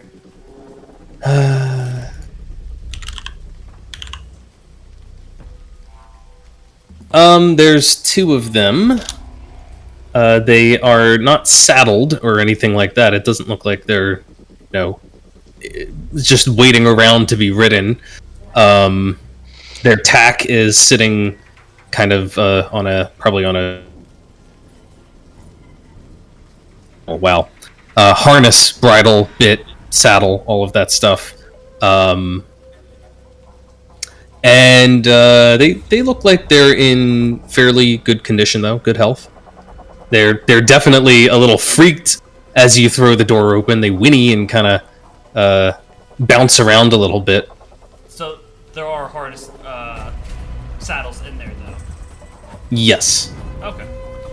I already used my free object interaction, all that stuff, so that's gonna be it for me then. You wouldn't be saddling them in a round anyway, so... Okay, well,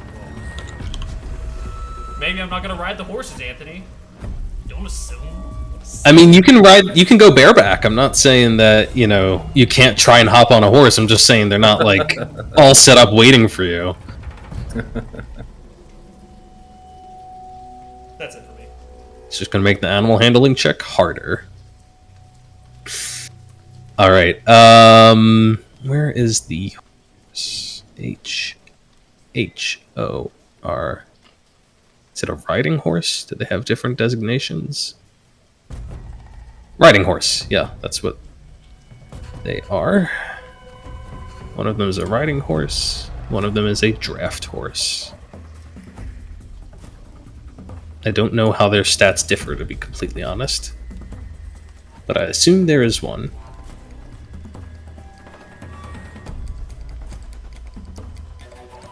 Here's... Ugh, damn it. You got a draft horse, and you got a riding horse.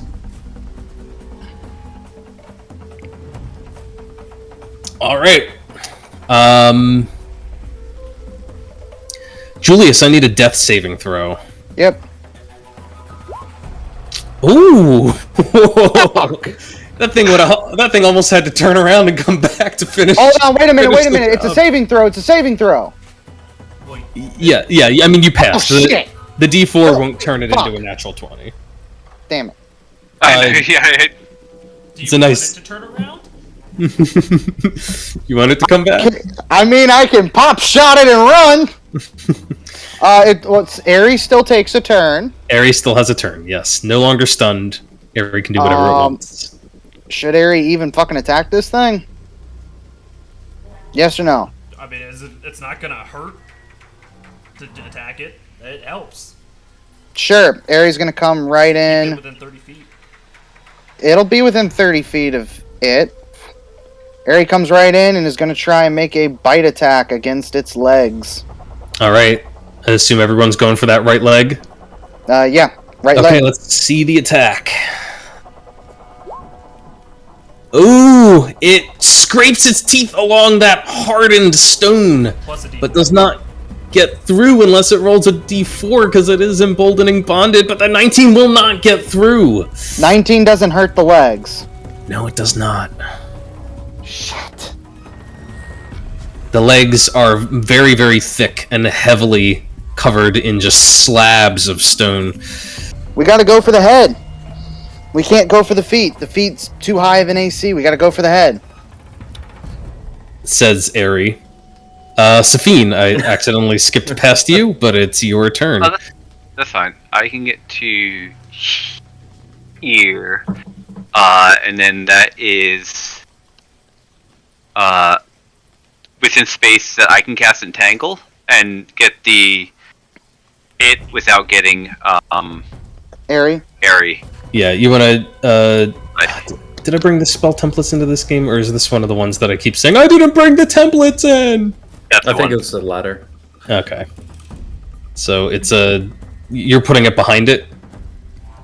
Yeah, kind of like. 1 second, let me make it so people can see.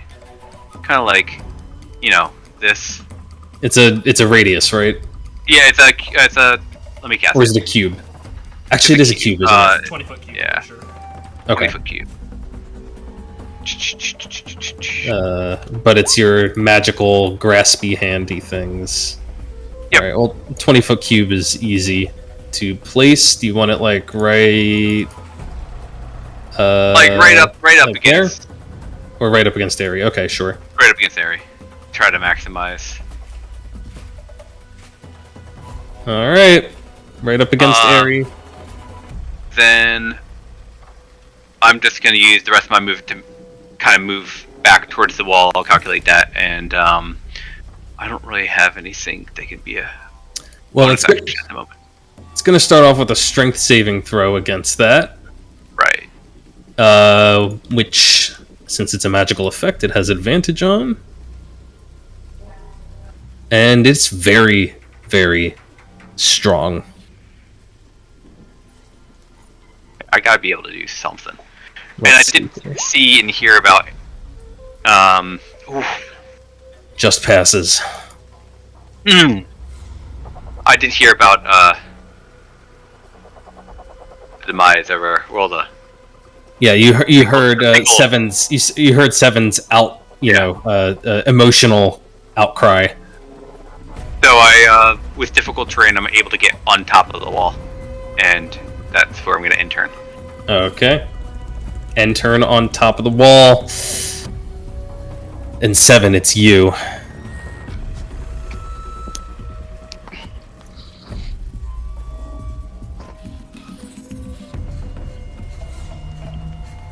Alright, 7 is going to, he's going to fly up here, and he is going to unleash a reskinned booming blade against the left arm. The left arm, okay. No, wait. If I do it against the leg, then if he moves, he would take the booming blade damage? Yeah. Yes, but you need higher than a 19 to hit. Well, I'm capable of that. He's like, I'm not concerned He on that says regard. nonchalantly and cool as fuck. I'm gonna go for the arm anyway. Okay, you're gonna go for that left arm. I'm gonna say that if it makes either a fist or a spade attack with that arm, it will trigger the booming blade. Nice. Good stuff. That is a hit. Alright, then this is the weapon damage, and this is the booming blade damage, and I guess if it moves, it takes the 13. All right. It will take. Let's see. The piercing damage is just from your weapon, right? Correct. So that is going to It be. is not a magical weapon. It is not magical, so that will be halved, but the thunder damage will all go through. As you can see it, like that crashing energy that sheathed your blade just ripples right through it, and you can see it causing these little hairline fractures forming across its exterior. Alright, then second attack against the left arm. I will roll the d4 anyway. Roll the d4, and it's a miss. Okay. Don't have anything useful to do with my bonus action yet, so my blade spirit is going to teleport 30 feet, and then fly up next to it. I guess right behind it. Mm-hmm. And it's going to attack the arm as well.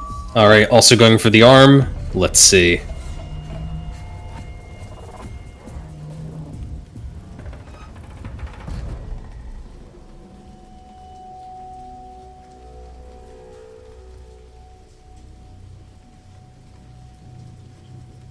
All I can say is apologies to chat. My macros are just garbage in this game. I'm just gonna roll it. apologies to chat. Are you streaming right now? I don't. I mean, for the chat's garbage and for the garbage I just put into chat. Don't forget to like and subscribe, guys. Don't forget to go on my OnlyFans. Whenever I watch streamers, they're always talking to chat directly. So. Anthony, I've been streaming this like the entire time I've been playing games with you. Have I not told you? I actually would not be entirely opposed to that. Wow. Okay. Yeah, so I love being a teacher. You know, live streaming, smoking weed over the internet. It's a great my career. That's just tobacco with extra steps, man. I don't know what you're talking about. I'm 21 and over. It's legal. First attack is 18. Second one is 11. second one is 11. Okay. So the 18 hits the arm. Is that is that considered a spell attack? That's so weird. It is a summoned spirit. But it is just making a normal melee attack for it. That is making a summoned spirit making a melee attack with its spinning blades. Okay, melee, like a melee weapon attack. Got it. Right. So I think Okay. the first 9 is piercing. Mm-hmm. Well, the first 9 plus 4 is piercing, so 13 piercing and 3 force. Okay. It is coming from a summoned creature. The creature does not have magical attacks, so that is So sorry, how much was the piercing? 13 piercing and 3 force. Okay. So the piercing is gonna get reduced, but the force will not. All right. That's so much. All right. You begin to dig into and chip away at the edifice of that arm some more. And you are bravely standing right in front of this damn thing. Nimue is up. Alright, Nimue is going to... Cowards hiding in the back. You're goddamn right. Pop, pop with the little crossbows. We're helping! dash right over to here. That's her action. She's going to dash all the way there. Mm-hmm.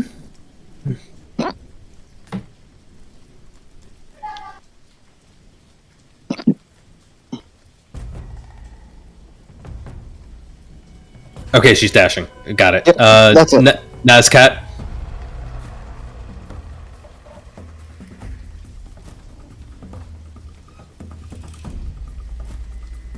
Nazcat. Katnaz? I still have the magic missile wand, right? Right, and you don't need to attune for it. I don't need to attune for it.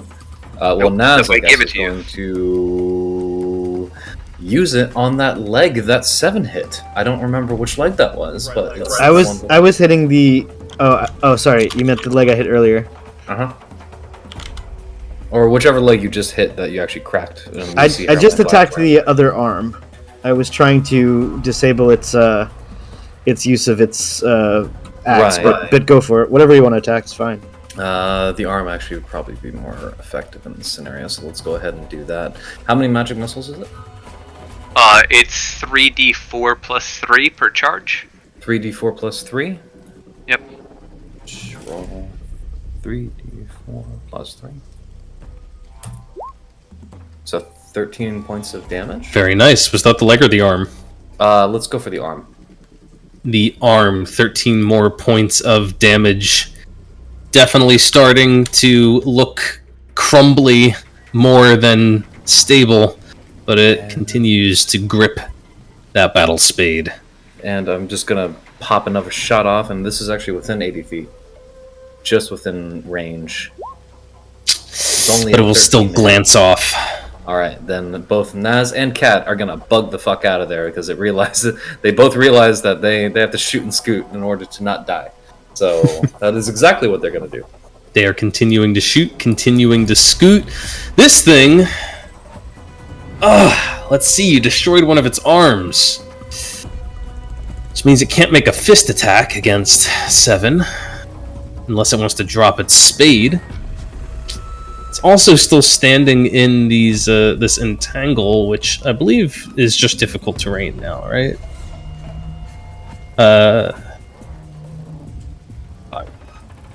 It looks like Yeah, it's just difficult if terrain. it passes, then it's unaffected, right? Right, yeah, it's just in difficult terrain at this point. As same goes for any creature. Damn, you also destroyed its arm, so it can't use its hurricane ability anymore. Sucks. Alright, it's just going to keep on, the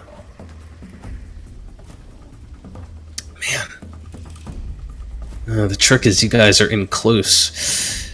Yeah, 7 can probably realize that, like, at this range, that battle spade becomes rather ineffective. It doesn't seem like it can actually easily, effectively strike at a creature so near to it with that big, long-reach weapon. So it is repositioning a little bit. But first, it is going to stomp down at Aerie and just try to finish him off while he's awkwardly right under the damn thing.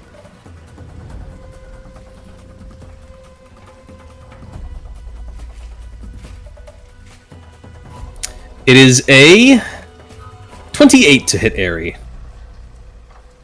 You're muted. That hits. Dealing it 12 points of bludgeoning damage and knocking him prone. She is. There's her. She took a shit ton. She took 32 last time. And she took how much this time? 12. She's up but prone. Alright, that takes her, that takes her down to the ground, that takes her prone. That's actually remarkable that did not take her out completely. Alright, well, Aerie will get an opportunity attack as the thing moves and repositions then, but it will be at disadvantage since Aerie's prone. 7, you will also get an opportunity attack. I'm not going to take it. Okay. Are you sure? Are you sure? Yeah. I'm sure. Damn. Alright. It's gonna move up here. Actually, it can't go quite that far because it was in difficult terrain, so I think it's more like here. But my blade spirit will take an up attack. Oh, okay, yeah, by all means.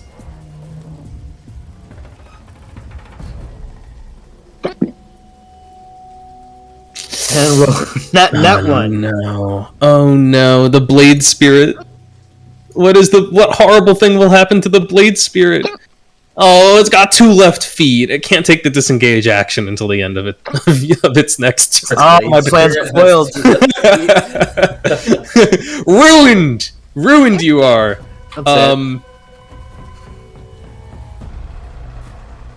Actually, I'm realizing it needs to be a pinch further away. So it can do this.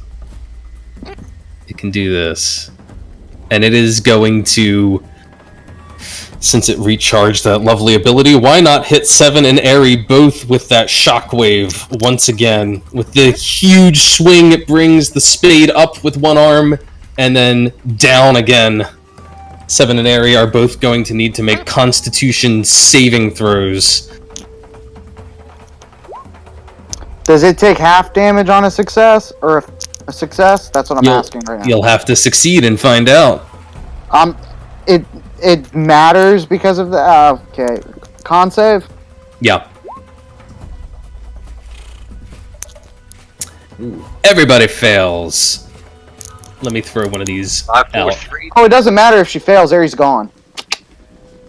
Okay. You're done. Airy had 1 hit point.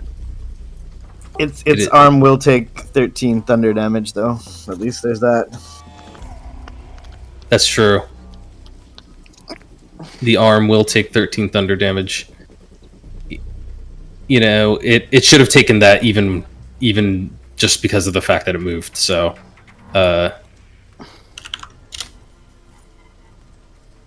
just logically, the thing's walking. It's gonna trigger. It moves. The arm moves more than 5 feet. So, the arm is really beginning to fall to pieces. Not enough to stop it from making that whole attack, though. And let me see real quick. Airy poofs away in a puff of smoke. Let me just make sure that, yeah, it can do this. Right? Yeah, it can do this. It has to put it down right there.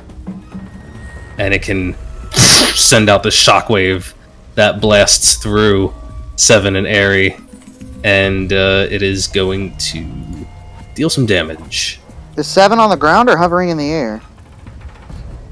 He's like 15 feet in the air. Has been for a while.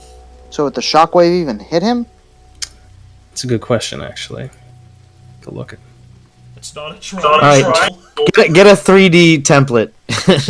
Yeah. Let's try to figure it out. It is a cone. So it is still... I imagine it's just like sending up this wave of debris. It's like just flying through the air, across the ground everywhere. It does... I'm okay with it. I knew the cone was coming, and I didn't. I didn't change my height to try to avoid it. So I'll just take it. Yeah, I'm pretty sure it would hit. And it is going to be the following. Here comes the bludgeoning damage from the rubble. Oh, 24 points. Airy blasts away in a puff of smoke. Area's gone. 7. That is just the first half of it. Here comes the thunder damage. Wow. Very lucky on that side. Only 7 points of thunder damage. However, the stunned condition is going to affect you. And I would... You know what? I was going to try to absorb that, but since I'll be stunned anyway, doesn't much matter. okay. So I won't. Let's take it. All right, you just take it. You end up stunned until the end of its next turn. I fall 15 feet to the ground, I think. You do not have hover? I do not think the magic item provides hover. Let's see. Let me just double check.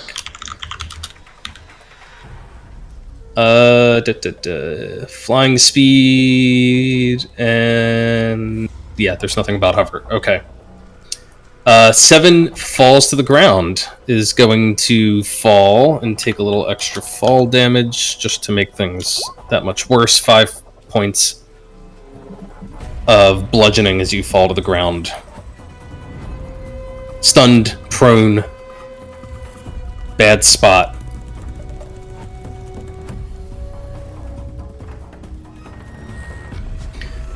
That is its turn. However, you have managed to hold its attention for one more round. You've managed to, with your residual booming energy, leave that final arm in bad shape.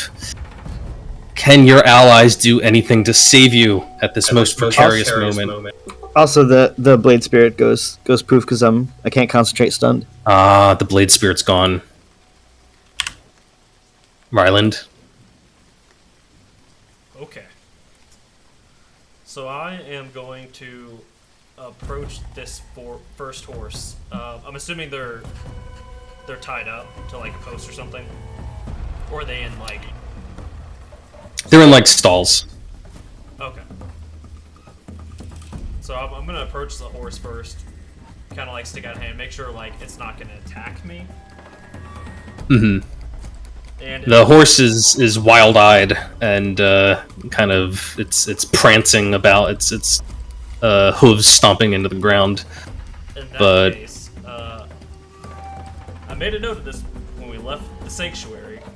Mm-hmm. I did take some of the honey flame bread with me. Honey flame bread. It's like elven bread, more or less, Mhm. with a little more spicy stuff. Yeah. And I'm gonna try and offer that up to get it to calm down. Yeah. This seems like a good use of Ryland's time right now. Yeah, give me an animal handling check with advantage. I will call that your action though.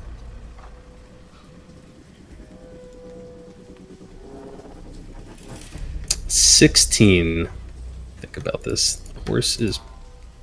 Horse hasn't actually seen anything, but it's heard lots of really scary things.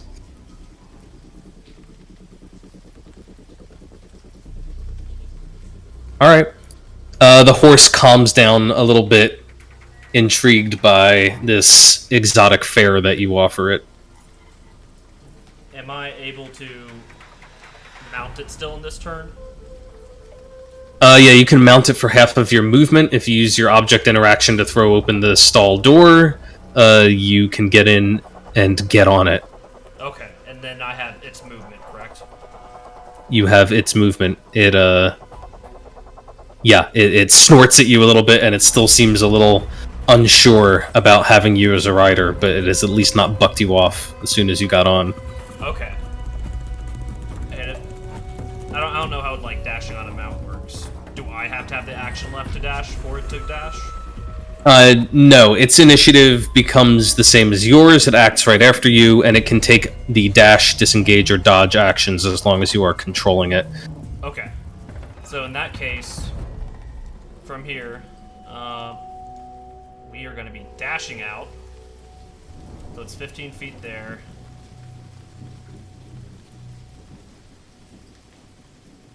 Fuck, I don't really quite know what this thing's reach is. But I'm gonna... let me make sure. This word... Can you draw that out again for me? Yeah.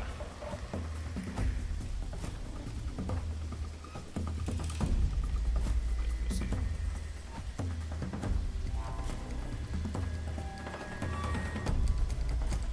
Straight down? Yeah, I'm purposely trying to avoid its reach. Alright. And to here. Okay, you take wide berth around the creature. Yeah. I don't have control of the horse token, so I'm just gonna leave this here until like... You just move you. Just move you. Okay. It's right here, I think. That's where I end up. Yeah. The horse has to kind of struggle over the terrain a little bit, but it hops and bounces and makes its way over all of that. I'm going to ask you for... you know, you did a good job controlling it this round. I'll say that it behaves well enough that you're able to cling to it and gets all the way over here. Okay, let me make sure.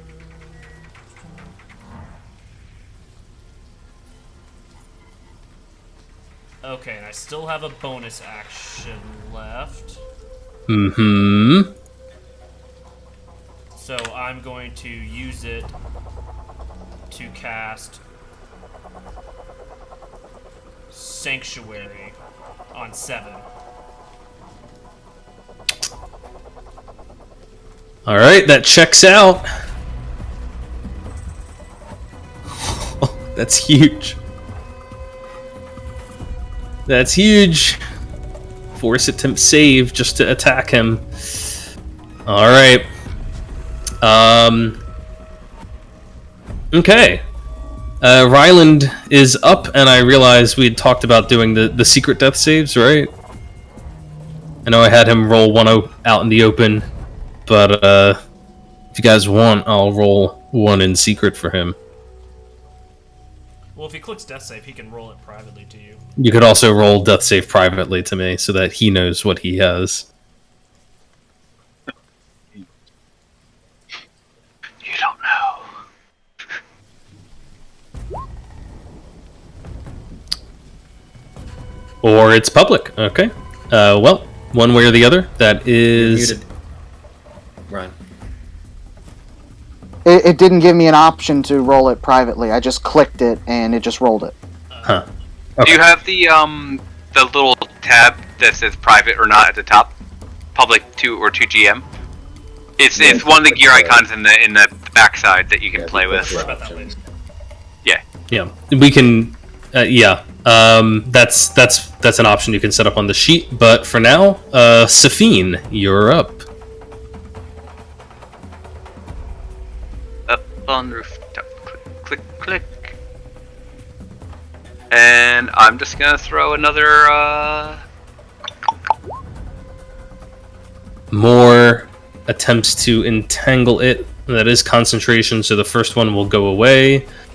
You just want to put it like right in its square, right in the smack dab in the middle.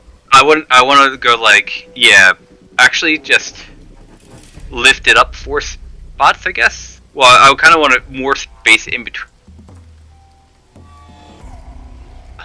7.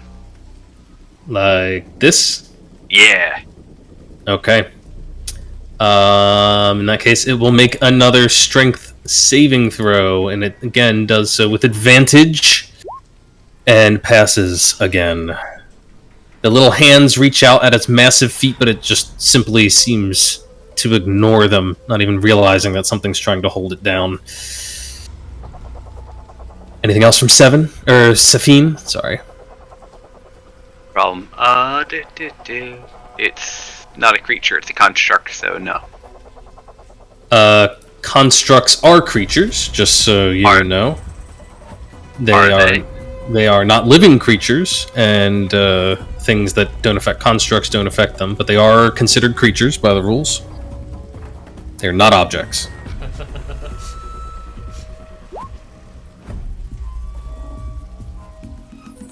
Grovel. Command as a bonus action. Let's see. Each creature's charmed by you automatically fail saving throw as well. I don't. Let's see.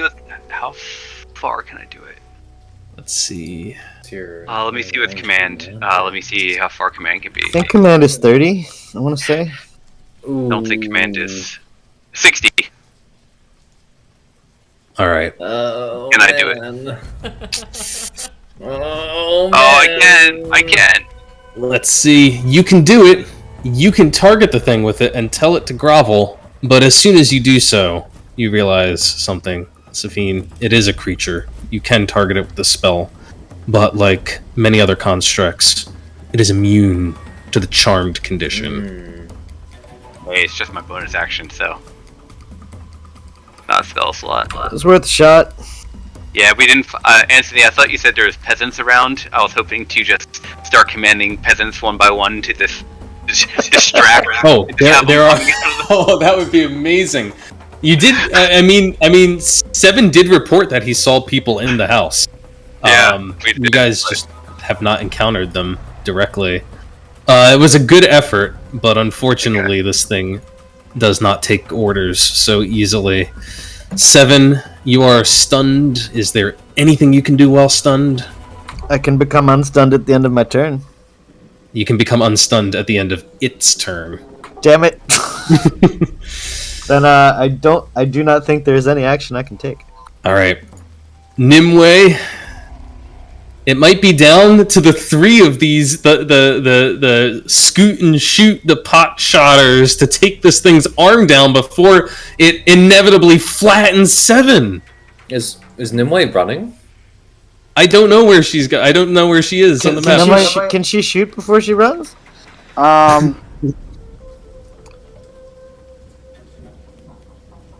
Yeah, she'll take 2 shots before she moves. She's actually running. Oh shit! All right. 2 shots. The head. The head. The head? The head. Not the arm? Fuck the arm. The arm. The arm? Arm. The arm? Okay. Final That's offer. a critical hit. Oh, that's a critical hit on the arm. Let's pull a crit card. This. Holy shit. Dismemberment.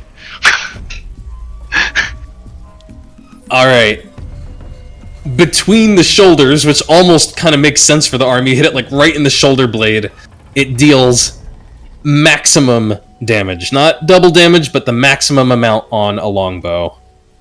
So 8 plus Dex mod is 12. So 12 points of damage cut in half to 6. Right. Let me see. It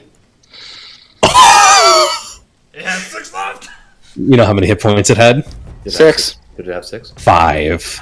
Ooh. You Nice. shoot the arm just as it's winding up for a killing blow on 7, and you see the other arm shatter to pieces. It Shatter drops. every window till it's all blown away.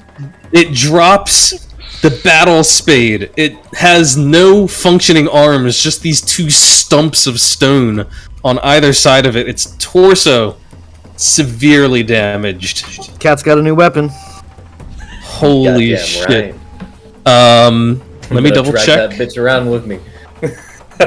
Like, drag it 30 feet behind you. Yeah, baby.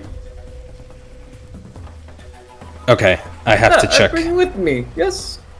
I have to check this now because you guys are Jake, actually you help me carry this. Yes. have Big dealt strong man. stupid amounts of damage to this thing. Ace, let's see. You've just that's Torso Alright. and both arms, I think. Plus, Yeah. plus some splash to the head. yeah. You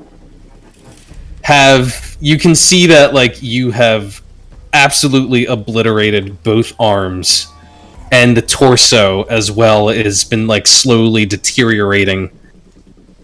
And as the arm falls to pieces and the spade drops to the ground, one end of the spade hits the ground and the other end kind of swings around at a wild angle, smashes in, hits the thing's torso once again, and now you just see the entire upper body crumble to pieces. No. Nice. Nimue got the kill. The knees buckle. Nimue got the kill. It brings Charlotte's gonna be so happy. it down. The head and the little bit of the chest that is still attached to the neck go rolling and tumbling forward. Stop just a couple feet in front of 7. As the entire thing lies still. Holy fucking shit. Someone fucking heal me! Dude! I'm jumping off the horse Dude! immediately. And I'm making Ni- my way over to Julius. Nimue got the kill. Nimue got the kill! With her half damage. With her half damage fucking She did it on a HP. crit though, which is Oh, pretty that's fucking cool. amazing. Oh And my I'm god. hitting Julius. But I'm going like full CPR style on this man. Just like both hands on chest. Alright. Julius rouses to consciousness. Man. 15 points of healing Julius gets. Julius wakes up at 15 hit points like... He jumps up. As soon as he gets healing on, he just bolt right, sits up, takes his arrow out like, Mary motherfuck, what is it? I guess 7, recovering from his Yeah, stun, yeah. looks around. He's like, "What happened?" Zaychik, you were so brave out there. You were flying around on the swords, and then Ryland, he made sure you didn't die. Well, Fucking Nimue, Constitution saves. Miss I don't know what Constitution saves are, but you are very lucky to be alive, my friend. She got the killing shot on that thing. I've never seen her use a bow before, but she Nimue, you did that thing fantastic. Nimue will silently. Did you really nod just and did you agree. really just cast aid twice, Zafine? Yeah. Right? It's out of combat, right?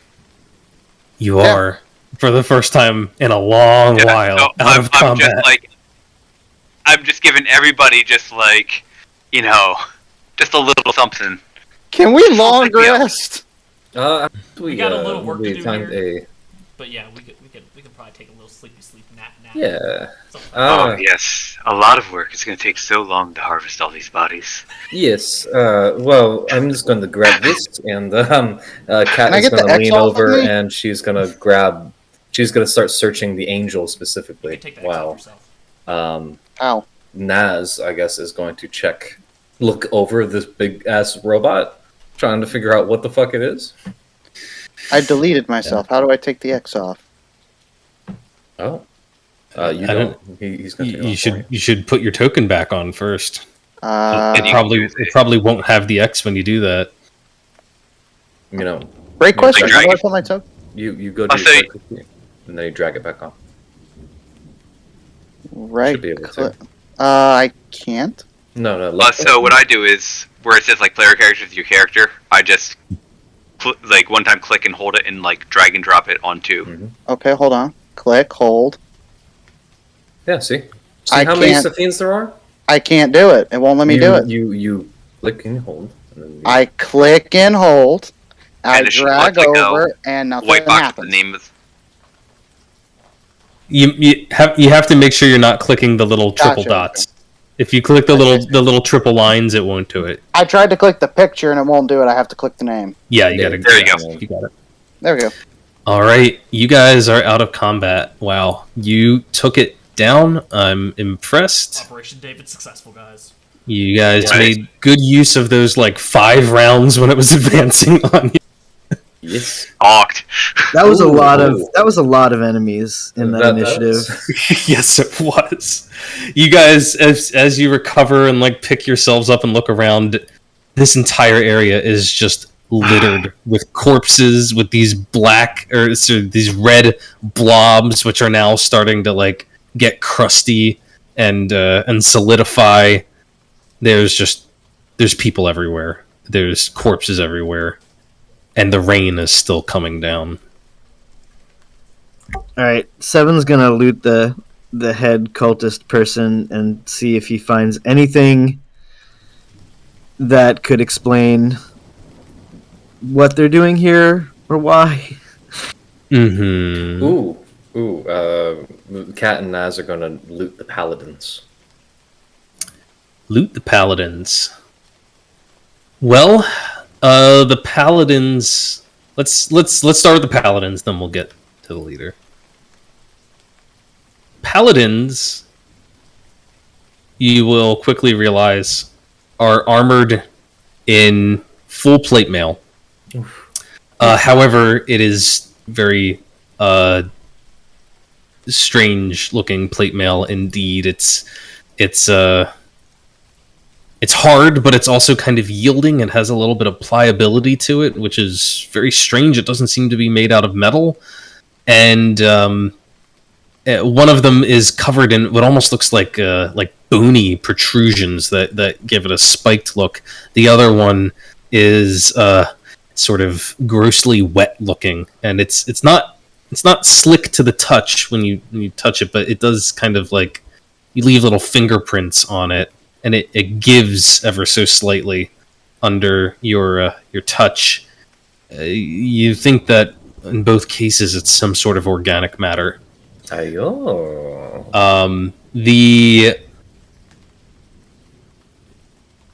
They also have great swords on them.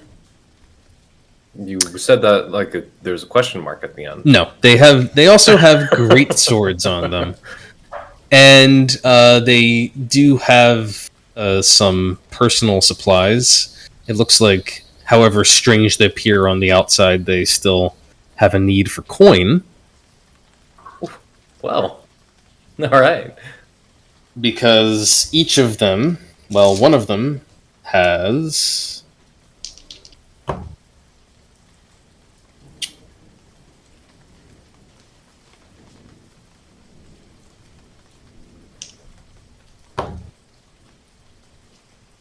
He's counting 87 gold pieces on him. Wow, that's actually quite a lot. The other has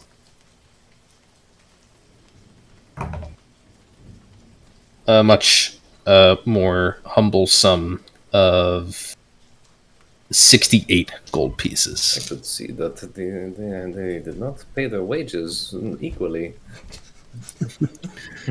Or Seize maybe- the means of productions, comrades.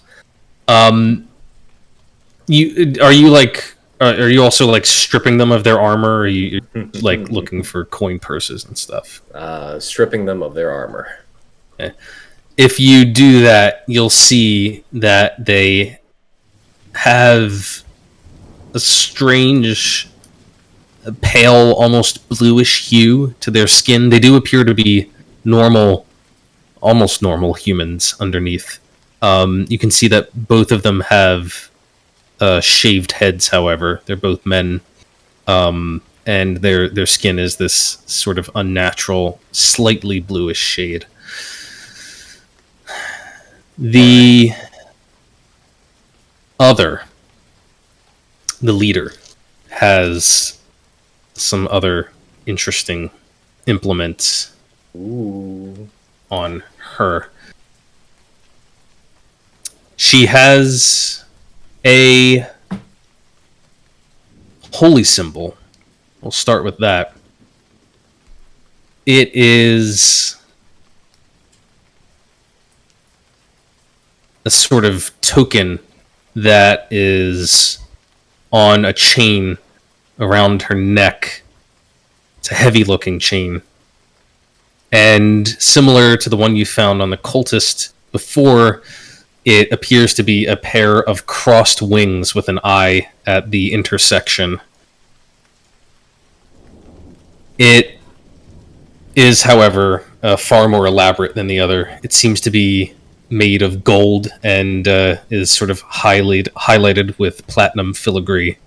The eye is made of a jewel, probably a ruby, which shines red even in this dim, gloomy light.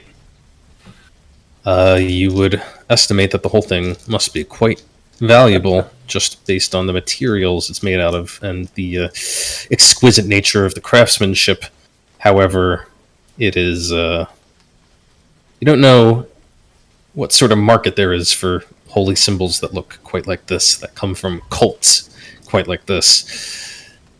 You also see that she is armored. She is wearing studded leather, which is probably not of tremendous interest to anyone. She has this rapier, which was, as you know, dealing necrotic damage in combat and seemed to be soaking up the blood. Blood would travel in rivulets up its length and kind of go up to her hand, where it would strangely sort of disappear as if it was melding into her flesh. I saw Nimue eye that thing. Ooh, I was about to say, Nimue would make great use of that. And She won't, though, really. She would make okay use of that. Yeah. Well, let's identify it. I mean, it's probably magical, right? And cursed. there are also... Cursed. Let's get There rid are of also- the cursed weapons. Yes, I cannot imagine why anyone would use a cursed weapon. There are also two other things on her. Does the Well, studded quick question. Mhm. Sorry. The studded leather.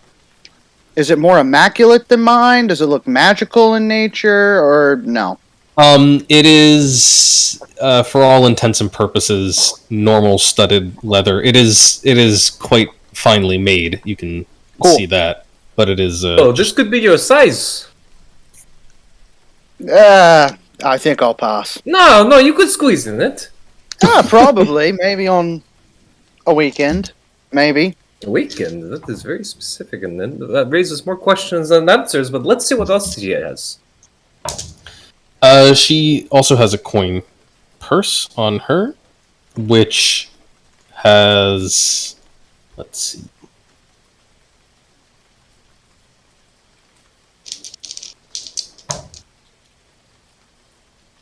Uh... 4,000 platinum. I'll take it. Ayo. Well, we'll divide it. You know, 200 equal effort all around. 264 gold pieces. 264. That is chump change. The poor love it. She also has... Yes, poor people. Yes. Right, we're poor. 3 gemstones in there. They look like small little garnets, which are probably also intended to be used for barter. You said diamonds? Trade. Garnets. You said diamonds. Definitely said garnets. I heard diamonds. I'm hearing diamonds. I don't know. Maybe it's an audio glitch. I don't know what's going on. I heard the DM thinking if we were coordinated to think about all of this, we should have been coordinated to think about starting with diamonds. That's a good point. Yeah. Touche! Touche! I'll give it to you. She doesn't have a need for those, but does she get... She does, actually. If you kind of look through some of her other little pouches and pockets, you realize that she does have a handful of components. It's not quite as full as a wizard's component pouch, but it does seem to have some valuable components in there. No diamonds, but diamond dust. Ooh, actually, yeah, there shiny. is a diamond, as a matter of fact. What? How expensive of a diamond? It's a little flawed. It's modest size. This is a weird question, but I thought of this earlier. I have proficiency with jeweler's tools. Could I use that to try to identify the quality of the diamond? That would be the most perfect tool to use for the purposes of determining the quality of a diamond. I don't actually Can know. you make me a ring? Zaychik, I would be willing to make you anything. Make it pretty. Thank you, I didn't voice say in that. my head. No. It's only like an 8. So she's been around a lot of jewels, but she's a little worn out by the fight. God.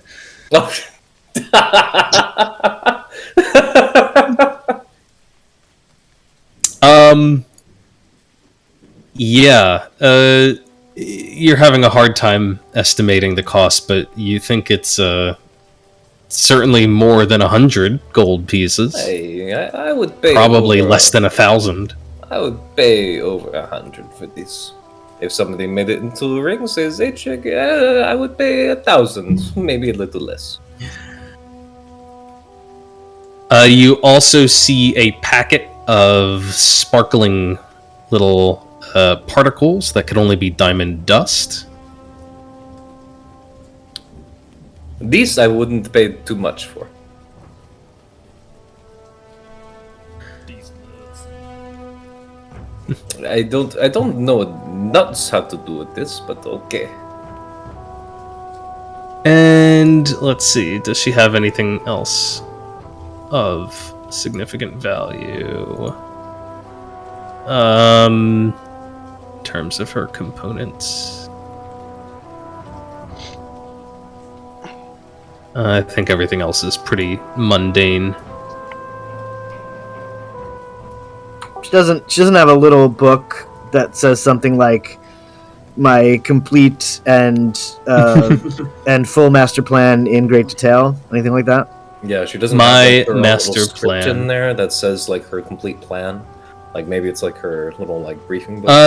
No, there is no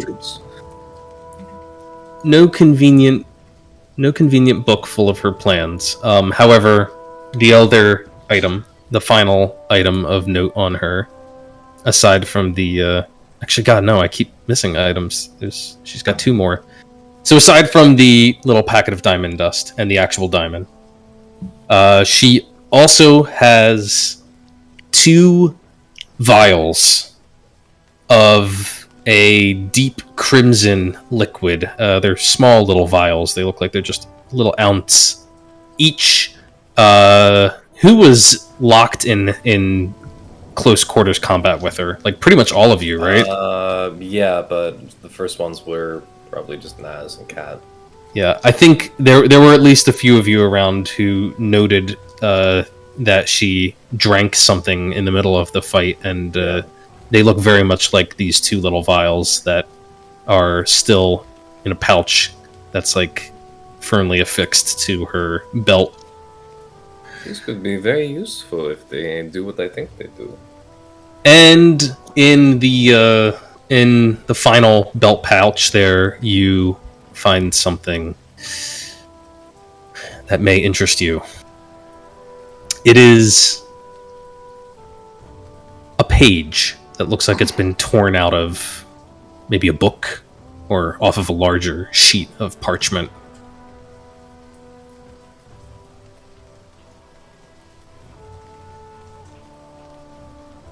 Let's unfold the page.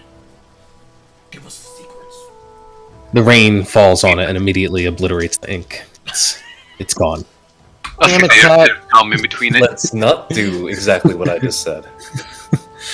No, you can carefully shelter the page. It's the ink. Unfold. That's mean of you, man. It's gone! It's gone! Gone! Oh no! Why? Oh! Give me an intelligence saving throw. No, you're too dumb! You just ruined it. That is another fuck up. I got it. Don't worry. Let's see.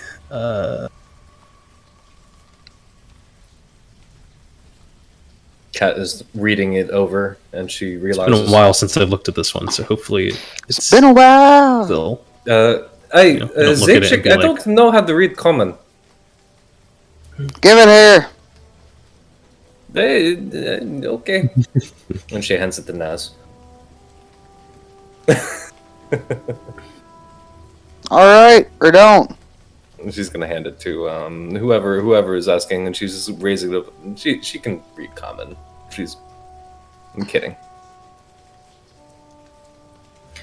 Okay. You open it up, and this is what you see. Does one of you want to read it, or should I just show it to all of you? I'll read it. I Show don't it to give a everyone. shit. All right. Probably Naz would be reading it. I mean, Kat would be reading it out loud or showing it to everyone. Gotta All right, figure out let- the secrets to the bells! Let me hear. Oh, Let's the see. bells. No way! Is it actually the bells? The All right. was the one that did the bell ceremony in the sauna. Let's Oh, let's my hear it. God. Let's hear it from Julius, since I just rolled a 50-50.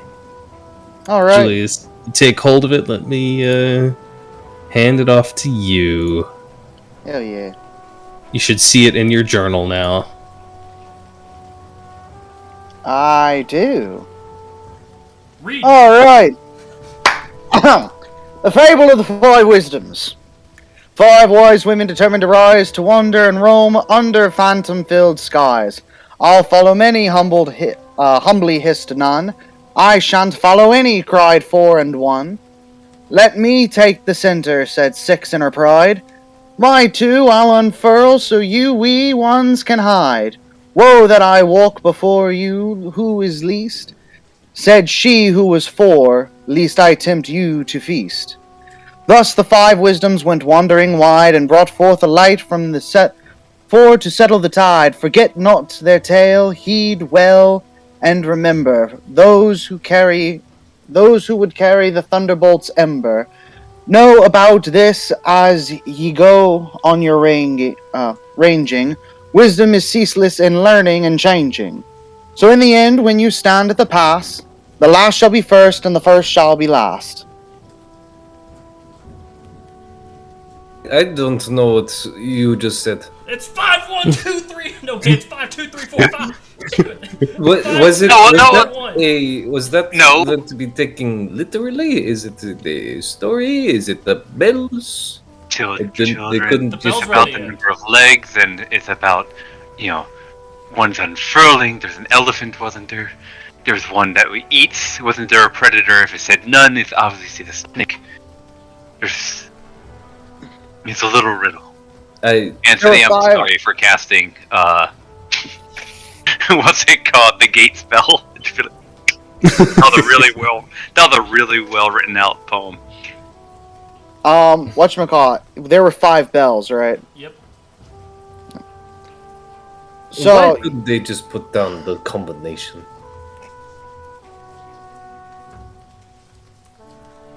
Monks, a lot of monks aren't very straightforward, as we've learned. But you've been very straightforward. I'm not, they just really taught me fighting. I didn't grow up in their ways. So what was the exact combination I again? thought you were a monk. Are you not a monk? You followed the Eldar, huh? Yeah, Eldar's got some monks, got some priests. I really just fight like a monk, but pray like a priest. What was that? Okay. The top of the waterfall, the bottom of the waterfall, tree. Ah, two So trees. hold That on. is- What was the I know. combination again? The last shall be first, and the first shall be last. So we hit the 5th bell first, and then we hit the first bell after. What? Why 5, would 2, we 3, 4, care 1. about the bells? Would that bring Right. back the ghost light, or would that just open the door and then doom We everything? wouldn't have to climb up to the top, at least. Yeah, this is true. It sounds like we need the Thunderbolt's Ember. And Cat's gonna turn around and look over the rest of the bodies on the ground. They had quite a lot of people looking through this crater over here. What do you think they were trying to dig up? Zaychik, what do you think?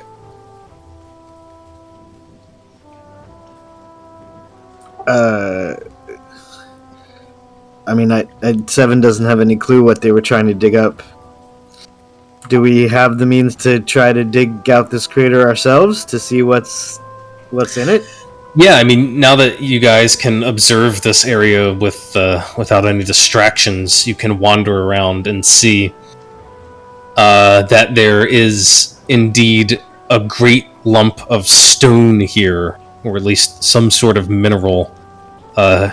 If you can surmise anything from this trail, this furrow in the earth, you can only assume that it must have come skidding to a halt here after having traveled through the air at some tremendous speed.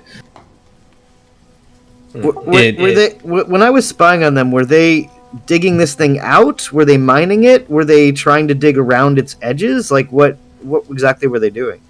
It looked like they were sort of picking around at the ground around it and sort of picking at the edges of it. You can see that this lump of stone has these great big cavities in it. These massive pores. Some of them are so large that you could basically just walk right into them. The whole thing is just giving off this slight vapor, this fine smoke, which rises up into the sky and mixes with the mist and the rain above you. If you want to try and determine more than that, I would take some checks. Perhaps a nature check. Perhaps I don't know if anyone happened to be proficient with any sort of stone working tools, stonemason's tools, or anything like that. You can also suggest another check that you might find a use for. Would survival fit in that category?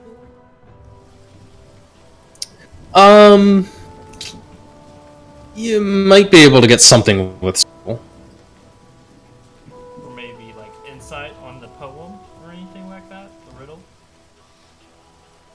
I don't know, I'm throwing out skill checks for random things at this point. I'll see if I can tell anything about the stone, I guess.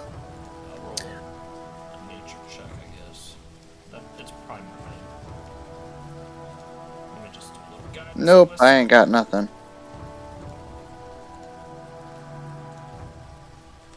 You're telling me nobody here has like a killer nature bonus? I have a Nope. +4, he's a +5. I mean, +5 is pretty good. So that's a 16 from Ryland, Yeah. 13 from 7. I'm a tree boy. Okay. I guess I'll just try. Yeah, one never knows. Cat has seen a tree before. She has. Multiple trees. Yeah. Sorry, what was that? No, I was just saying, if you want Safine to look at anything, call them over, but as of now, they're, Gathering knuckles and teeth, yeah, we know the drill. Oh, right. So while Safine is picking over the best looking corpses, Kat and Naz are dragging the rest of them into a neat little pile and stripping them of their goods. Making them very efficient. Yes. And they're probably getting ready to set them on fire as soon as they're Cat, ready. no, Cat, darling. Yes. These three right here. If we're staying for the evening, they're mine. Okay. You can have them. I'm Okay. just disposing of the rest. Which 3 is Safine taking? I'm just picking whatever are the best looking. It's like they haven't been they haven't been obliterated. Nobody wants a zombie that trips over its own intestines. I don't know, man. There were some fireballs in there. I do have. Oh, I'm not saying that I'm looking for pristine. I said the 3 best of what I got. It's just the least. Yeah. You can probably pick out a few. If anything, the two paladins and their heavy armor are probably the best preserved. Right. I don't know, but you can pick through. Do you want them to keep the heavy armor on? So that's a thing. It's zombies can wear it, but then it's up to the DM. It's what makes them as skilled is proficient versus non-proficiency. So it's weird. I'm gonna say that the zombies are not proficient in heavy armor. Exactly. Okay, then because I was planning on fully wearing that organic armor after somebody identifies it or takes a look at it before I put it on and wear this organic thing. Yeah. I should also mention that the woman who you, the one who was the leader, the one who you took this scrap of parchment off of, Nephili. Yeah, she also has a very particular look to her, with a half-shaved head, tattoos on her face, her reddish eyes, and her vibrant blue skin. I am noticing pattern. And I like the strange one. Can I have it? Are you going to have the blue ones following you around? And good add to the aesthetic. Oh, I'd have to go and change my outfit, but I bet I can coordinate. Yes, that would be very good. Coordinate outfit. Yes, I need you to explain something. And then she just keeps dragging other corpses onto the pile and starts stripping them. All right. And whilst you're busy with the corpses, I will circle back around to those nature checks that you guys made.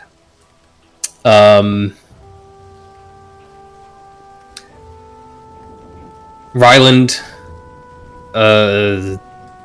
Safine, was that nature check also for the kind of? Yeah, they're making hubbub of it, so I'd join in. Yeah, Safine, you also kind of get involved. Both you and Ryland confer and come to the same conclusion. You do not think that this hunk of rock originated on Yon.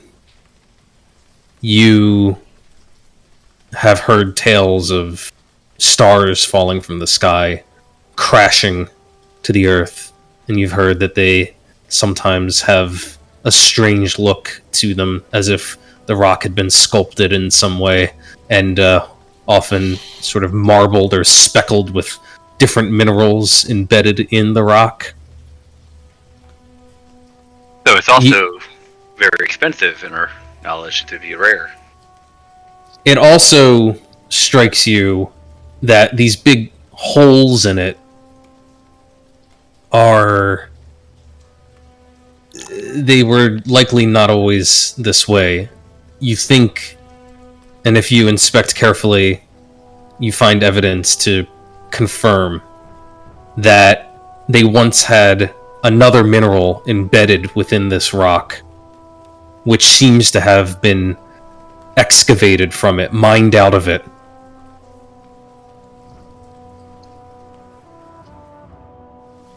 Wait, say that part again? You think that there was... The armor itself something's been removed from the armor itself. No, not from the armor, but from the rock. Okay. The rock that fell from the sky, you think it once actually had other minerals embedded within it, which seem to have been mined out pretty thoroughly, judging by these big porous holes in it. If you look at them carefully, you can actually see scrape marks where it's clear tools were used to kind of dig around at the edges.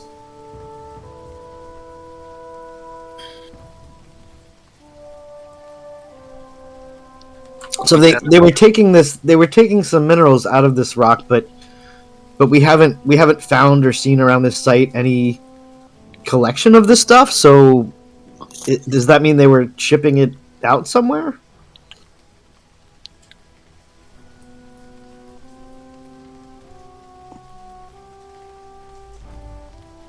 All right. Seven ponders to himself.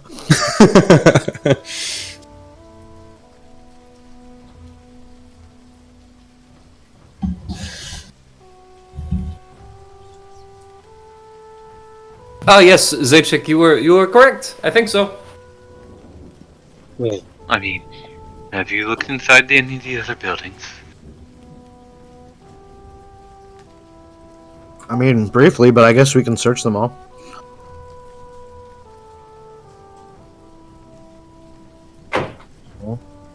Maybe somebody's still alive and actually knows.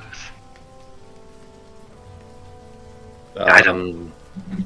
Did we strip the rest of these corpses of their material, of their valuables and their other stuff? Yeah, if you strip down the remaining bodies, what you'll find is that they do have an odd assortment of things on them. Two of them appear to be dressed in fairly fine vestments and robes with little personal touches to them here and there, some embroidery. You think that their garments have some value, or at least the little bits and pieces that they added on. You also see that there's a number of them who are clad in more simple vestments. Both the finer looking ones and the simpler ones, they all have holy symbols on them, which are made of metal, have some degree of decoration, greater or lesser, which means they have some value. And then there are a whole bunch of them that seem to be dressed less uniformly. They are all wearing red. That seems to be the main thing they have in common, but you can see different styles of dress amongst them. And Seven would note with his, from what he saw with his arcane eye, these were the ones that seemed to be doing most of the manual labor around the pit and the furrow as before the fighting broke out. They have some personal effects, but nothing of significant value. If you collect all of the odd bits and pieces off of their bodies, you will come up with a total of... I'm just going to give you the gold piece value for these. Okay. Probably going to leave the bodies actually like clothed, just to maintain some sort of dignity. And Really? what was left of them, their belongings somewhere like on one of these crates over here. But she and Naz are probably going to... Oh, okay. I imagine Naz is just like, like ripping footwear off someone, going like, "Good boots," and Yeah, right? it's just... That is good. You have good eye. Yes. Seven will point out that it's possible the cultist garb could get us closer to Judaji, or at least get some information out of him if he thinks we are, in fact, members of the cult. That is a good point, Zichik. But You would but like- while they're doing that, Seven's gonna wander off and look for peasants or anyone who might have been hiding in these houses and is still alive to question them about what's been going on here. The last thing Kat is going to do with Naz, as soon as they collected some vestments, enough for each one of these guys, each one of the party, she's going to start piling up the bodies and get some firewood and start creating a pyre. Okay. You collect a total of 28 gold pieces worth of value out of all of the knickknacks and doodads that you can take off of them. Unless you want to leave them with their personal effects, with any sort of dignity. Well, they already have their clothes. That's enough. Minus some pairs of boots. Maybe one pair. 2 pairs. Okay. And you can begin piling up what is left. I will say that there's not a single garment here that hasn't been damaged in the fighting, whether by being punctured by arrows or slashed through by a sword or set on fire. So it would take some work to make any of them actually convincing disguises. But you can pick out the most complete looking ones and try to save those. Okay, so Ryland is hopping on this stump and he's popping he's going, crisscross applesauce over here, kind of like in a meditative style. And you're gonna kind of see him kind of talking to himself for a second as he is gonna cast Sending to Arendelle. And if you are listening in at all to his mumbles, you're gonna hear him say, "Still on mission. Cult of God Eaters involved with Jadaji. Found harvesting stone not originating from Yon. Send people to recover stone. Ghost light out. Know anything?"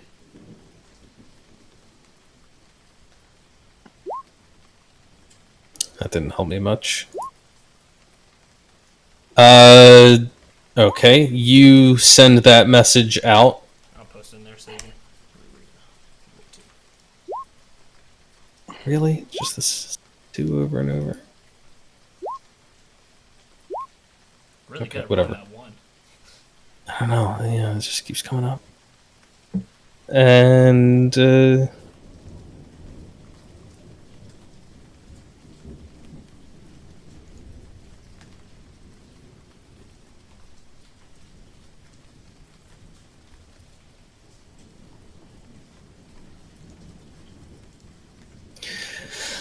all right. There's a couple things here, so let me try to tick these off for you. Yeah, if you got to come back to it and think about it, Yeah. that's fine. We'll come back to that in 1 second. In the meantime, let's talk about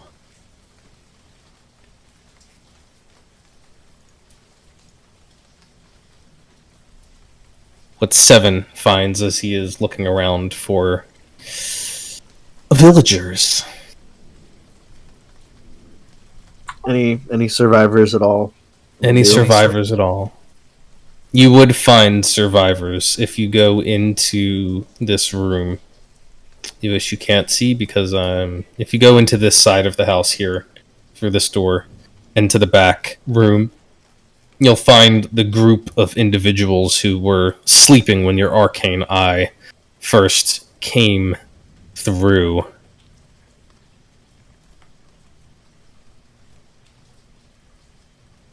You realize Are they still sleeping? they're not still sleeping, though.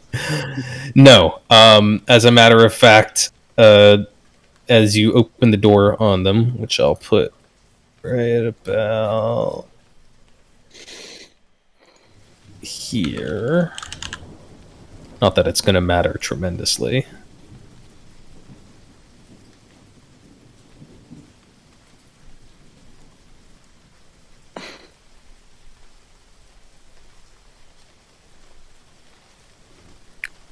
You open the door to the back area right around here. You will find that within there is a huddled group who you now also immediately recognize as members of the cult.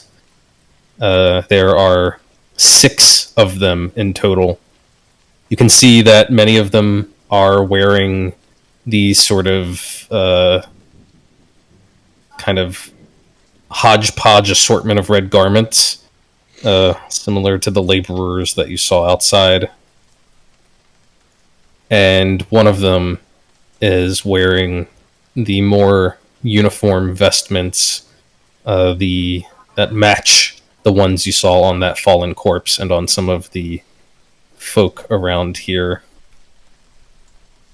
And as soon as you open the door, you can see that 5 of them have weapons drawn, scimitars in hand, and the last one is holding up one of these holy symbols, and he will shout out at you, saying, Back! Back, unholy one! I will be forced to use my magics upon you.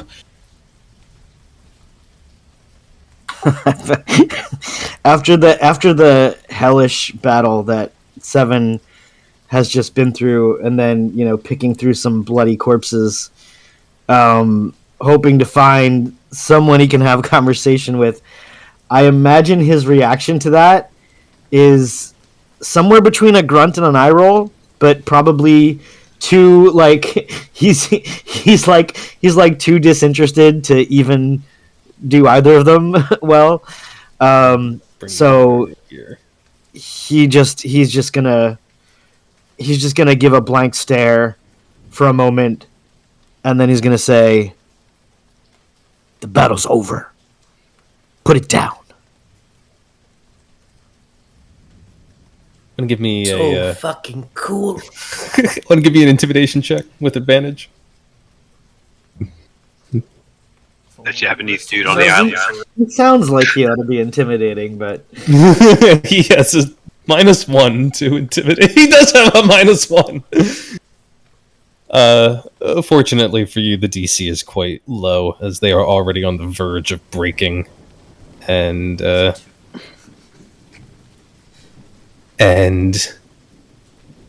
you can see that the 5 others, with their swords in hand, drop them in a clatter, and the last one, the one who's got the holy symbol brandished up at you, he glances back at them quickly, and snarls out, saying,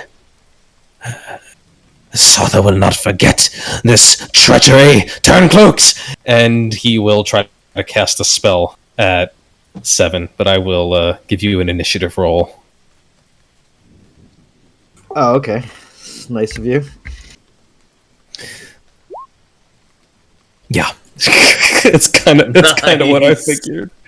That's kind of what I figured. Well, he's actually doing pretty good, but not as good as 7. 7, you can see he has malicious intent. What do you do?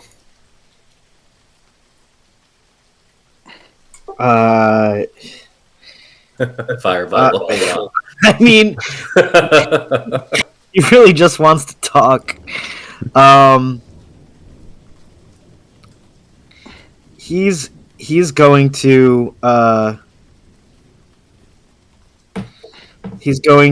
sheath his weapon, and then he's going to sit down, cross-legged. And if this guy actually casts the spell, he's going to counterspell it. But he clearly looks so disinterested in fighting that he just doesn't give a shit what this guy's about. Yeah, this guy 100% is about to cast a spell on you. He's seems a little fanatical.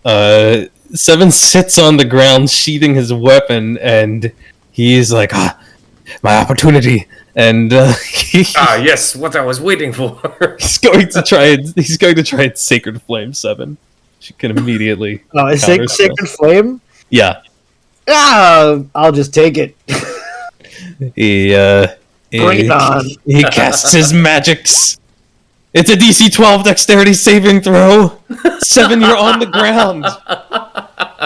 Cross-legged on the ground. Do I have disadvantage or something? I don't know. I'm checking. Just on attack rolls. Yeah, Right. you even on the ground, you somehow just scoot out of the way, and the flames lick up. I right next to him. just tilt to the side a little. Oh, he says, And like a as you gentle wind, a fart. dodge his attack. Like bamboo. I'm imagining this guy is just like, oh, He's truly a master.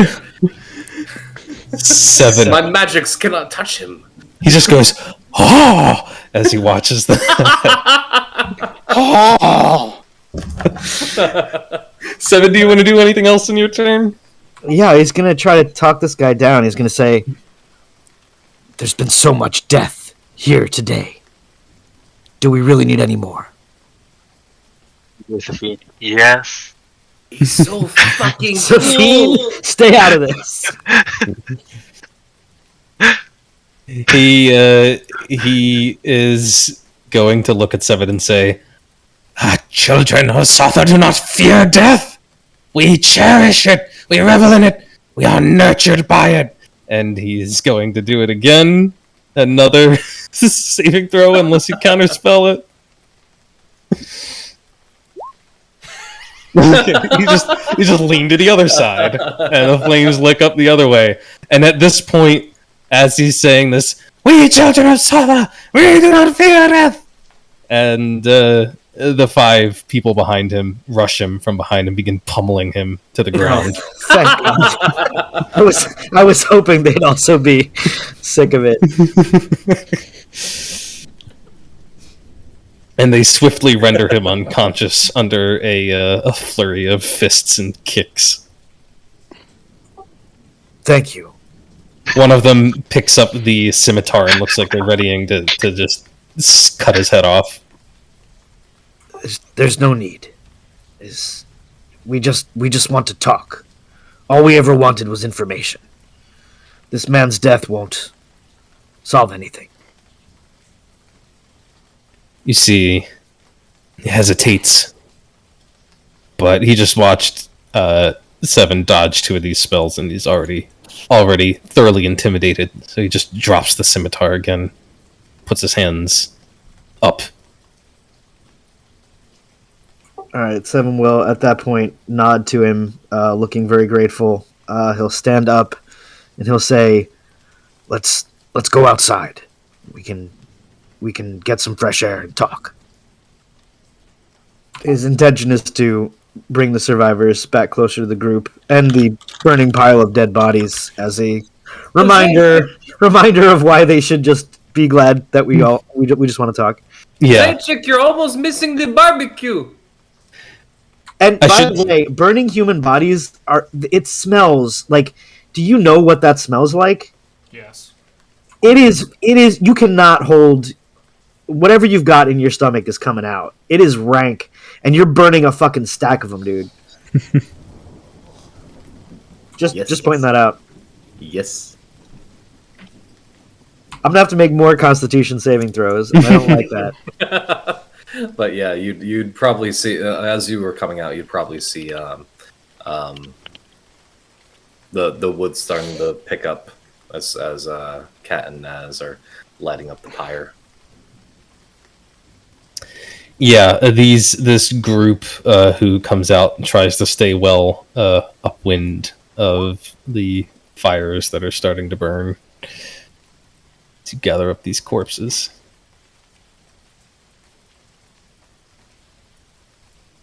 Well, I guess we, maybe take a seat on some of the hulking pile of rubble that is the former Sentinel Golem. And Seven's just gonna start looking around and asking, what happened here? What was the cult doing here? What happened to the town? Right? He's just trying to piece together the story of how this place ended up in this situation before we arrived. Yeah, and they begin to speak to each other in a a bevy of foreign languages, which I'd take a history check. I think is probably the best way to handle it, to see if you can identify any of them. Yeah, pretty good. 7, even if you're not versed and fluent, you can at least pick out the sounds and realize that you're hearing a couple different languages, which are spoken in lands far, far to the west, on the southern end of Mitria, and you recognize that there's sounds like there's 2, even like 3 different languages, and they're kind of going back and forth between each other. It seems like one of them needs to translate for another, and another needs to like translate for yet a third, as they're trying to communicate with each other. And then finally, one of them steps forward and starts speaking in a broken common, as he says,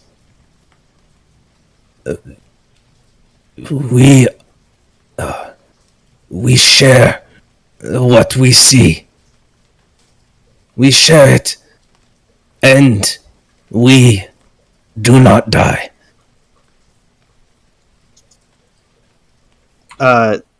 Seven is so tired that he's even more gruff than usual. He just looks the man in the eye and gives a solid nod. My ears are burning. Any languages that Cat would recognize? Yeah, Kat, you can give me a history check as well. None of them are your native tongue.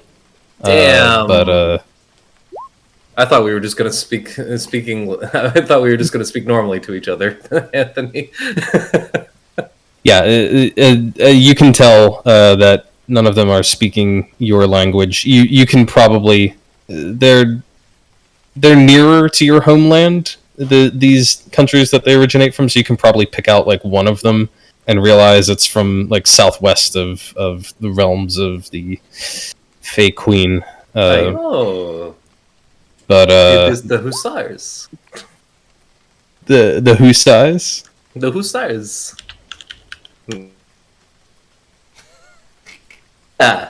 Hussari. Like it's a reference to the Polish.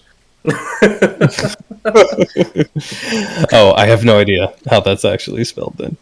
Okay, it's whatever. But let's go with Hussai. I just call them Hussars. Right. Oh, I get you. Got it. Now I understand what you're referencing. Hey, yo. But yeah, sure. Why not? You recognize some Hussai among their words, but this one will say in common, "We go here. Come from very far. Travel many months.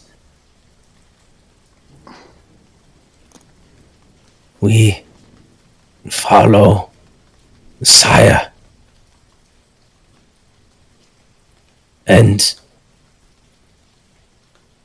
they lead us here, this place.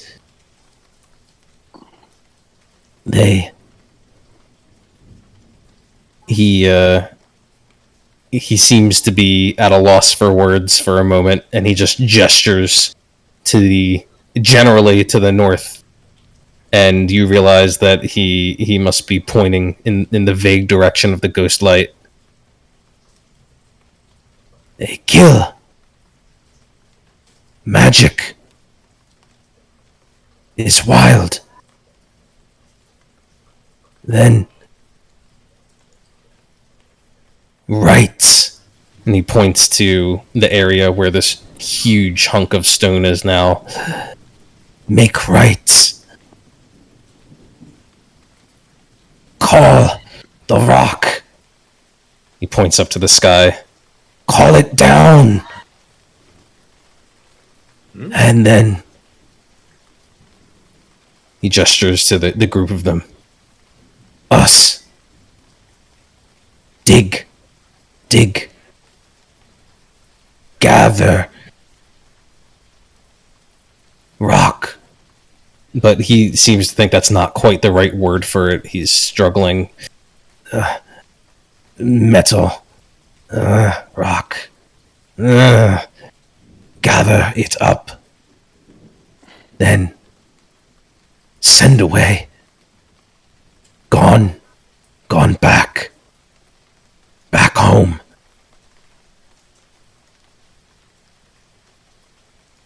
Send on ships? He shakes his head as if he doesn't know. Just says, gone.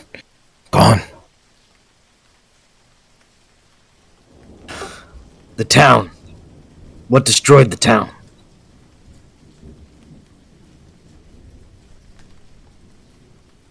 Sire destroyed. Sire killed. Sire's angel. Sire's soldiers.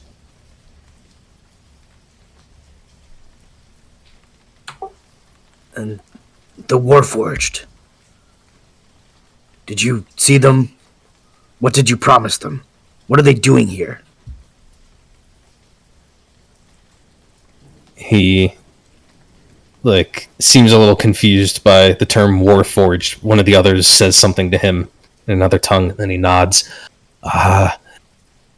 Warforged.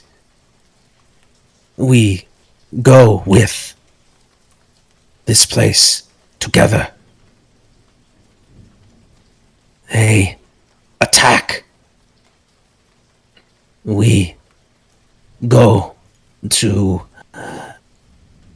magic tower. We go to tower. They attack. Then we come here.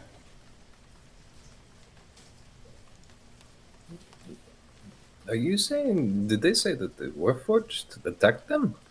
Sounds like it. They're saying that they came here with the Warforged, and the Warforged attacked to provide a distraction so that they could invade the Ghostlight Tower. Gotcha. Some went Warforged. Went with.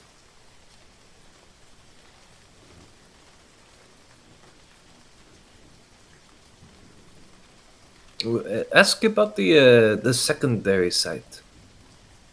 This is primary. Where's secondary?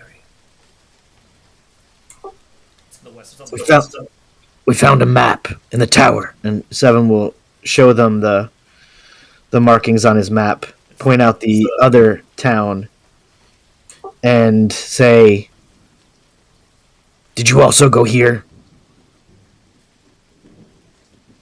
He looks at that and says,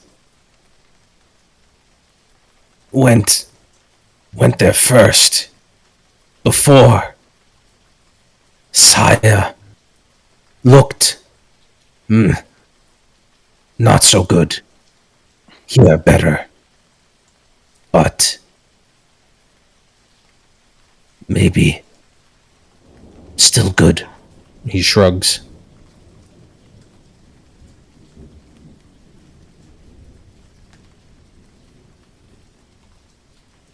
Seven's normal gusto for thorough investigation is probably is probably a bit lacking at the moment. He probably just looks tired because he is, and frustrated. There's a piece of a story here, but it feels like, so much of this is so mysterious. Like, why? The why is missing, and it's clear he's not going to get it from these people, and that's just leaving him more disappointed than anything. But he looks over to Kat with a crook in one of his eyebrows, as if to say, what else do we need to know? Are we done here? I think we got everything that we need. But if we know some of them went with Warforged, how many, maybe? I think that's the only thing we could ask now that would be of any value. He looks back to the one who was speaking, knowing that he could hear Kat's reply, and just says, "How many at the temple?"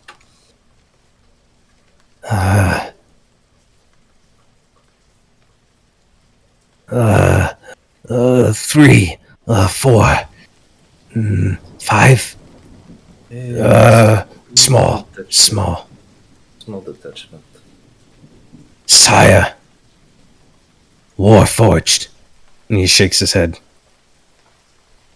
No trust. Ayo. Others. Ensure. Insurance. That. But perhaps that is all we can find from them. But the good thing is, if we want, we don't have to repair the clothing. Let's see, 1, 2, 3, 4, 5, and then number 9. Yeah. And look at that, we have two women, one for me and Naz, and then one for Nimue, and then we're good. Hey, take off your clothes. And then she starts to speak in her native language. Wait. We can give them the old clothes, and I start to cast prestidigitation to start taking. I can't mend it, but at least can unsoil the other clothing. Seven just looks over to Kat, and in a lower voice, he says, "I only promised them that they'd live." And then he just kind of gets up and walks away with slumped shoulders, looking like he's gonna find a place to sit and put his head down. She crosses her arms, kind of picking up what he's putting down, and she looks at the rest of them with a kind of a raised eyebrow, and then she speaks in her native language. Do any of you understand me? They look between each other, and then one of the younger ones looks like another teenager, kind of shyly comes forward and says, I speak your tongue a little. Good. So, this is how this is going to work. We're going to give you your clothing back. And, we're going to swap out your clothing so we can use it to go talk to your friends at the temple. I do have one question, though. What are you going to do after? If we were to let you go.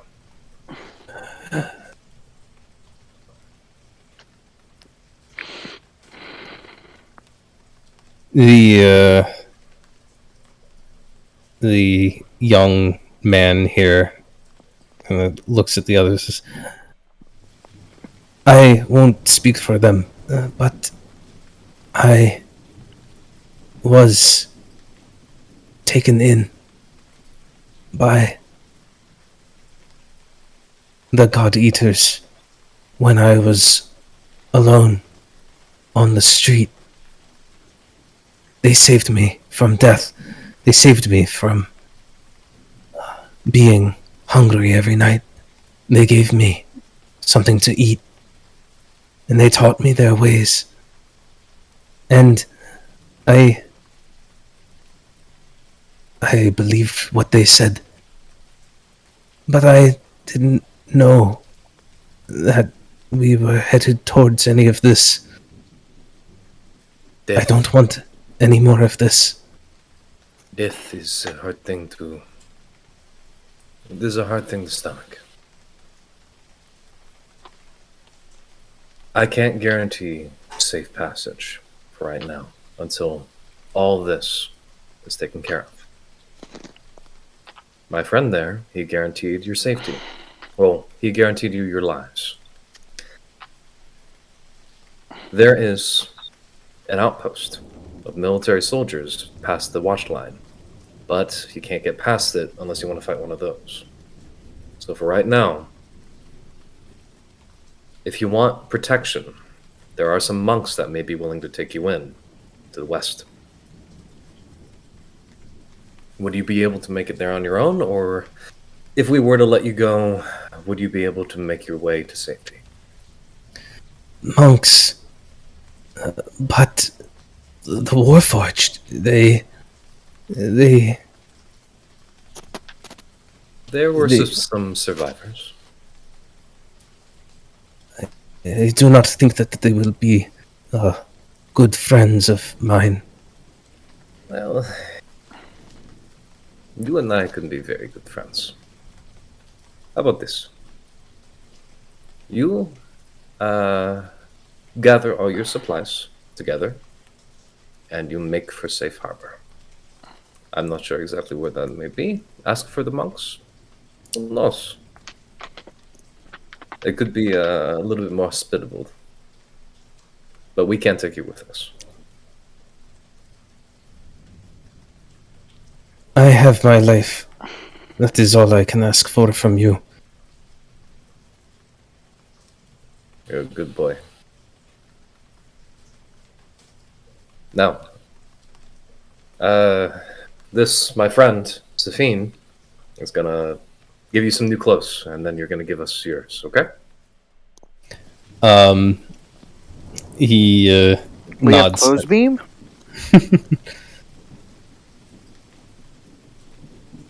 I've been, casting, presentation on stuff, but I can't mend it. Well, if somebody else can mend. Clothes beam! No, we can't really. So you, for convenience, anything. in the rain, you force them to strip down and No, give they them can go. worse. They can Okay, go inside and they go inside and strip down, and you give them worse clothes that they now We're have to not wear. savages. And like they- we're not like we stripped most of the valuables off of them, and honestly, I think I would give them the valuables that we took off of the miscellaneous people. So Mhm. like 28 gold. We're gonna keep the rest, but Okay. I'm not heartless. Well, you're not leaving them with nothing. They do also have a considerable amount of supplies here. As you come into this southern half, you can see Seven. You would have seen that they have bedrolls laid out here. They have supplies. They have plenty of tools for digging and excavation. And it looks like they have several days worth of food for the entire group here, which is quite a considerable amount of rations when you consider how many people were here. Oh, you are a very smart boy. Tell you what, we have to spend 8 hours here anyway. Why don't we share accommodations? Come. And she throws an arm around the kid's shoulder, and she kind of leads him inside, kind of chatting away in her language, happy to speak it again with someone who understands her. Yeah, the boy seems less than enthusiastic about that, considering. He doesn't. But Cat obviously doesn't care. yeah, but they are. They will. He'll kind of explain the situation to the others as they have to put on these like torn, slightly singed clothes and such, and they will.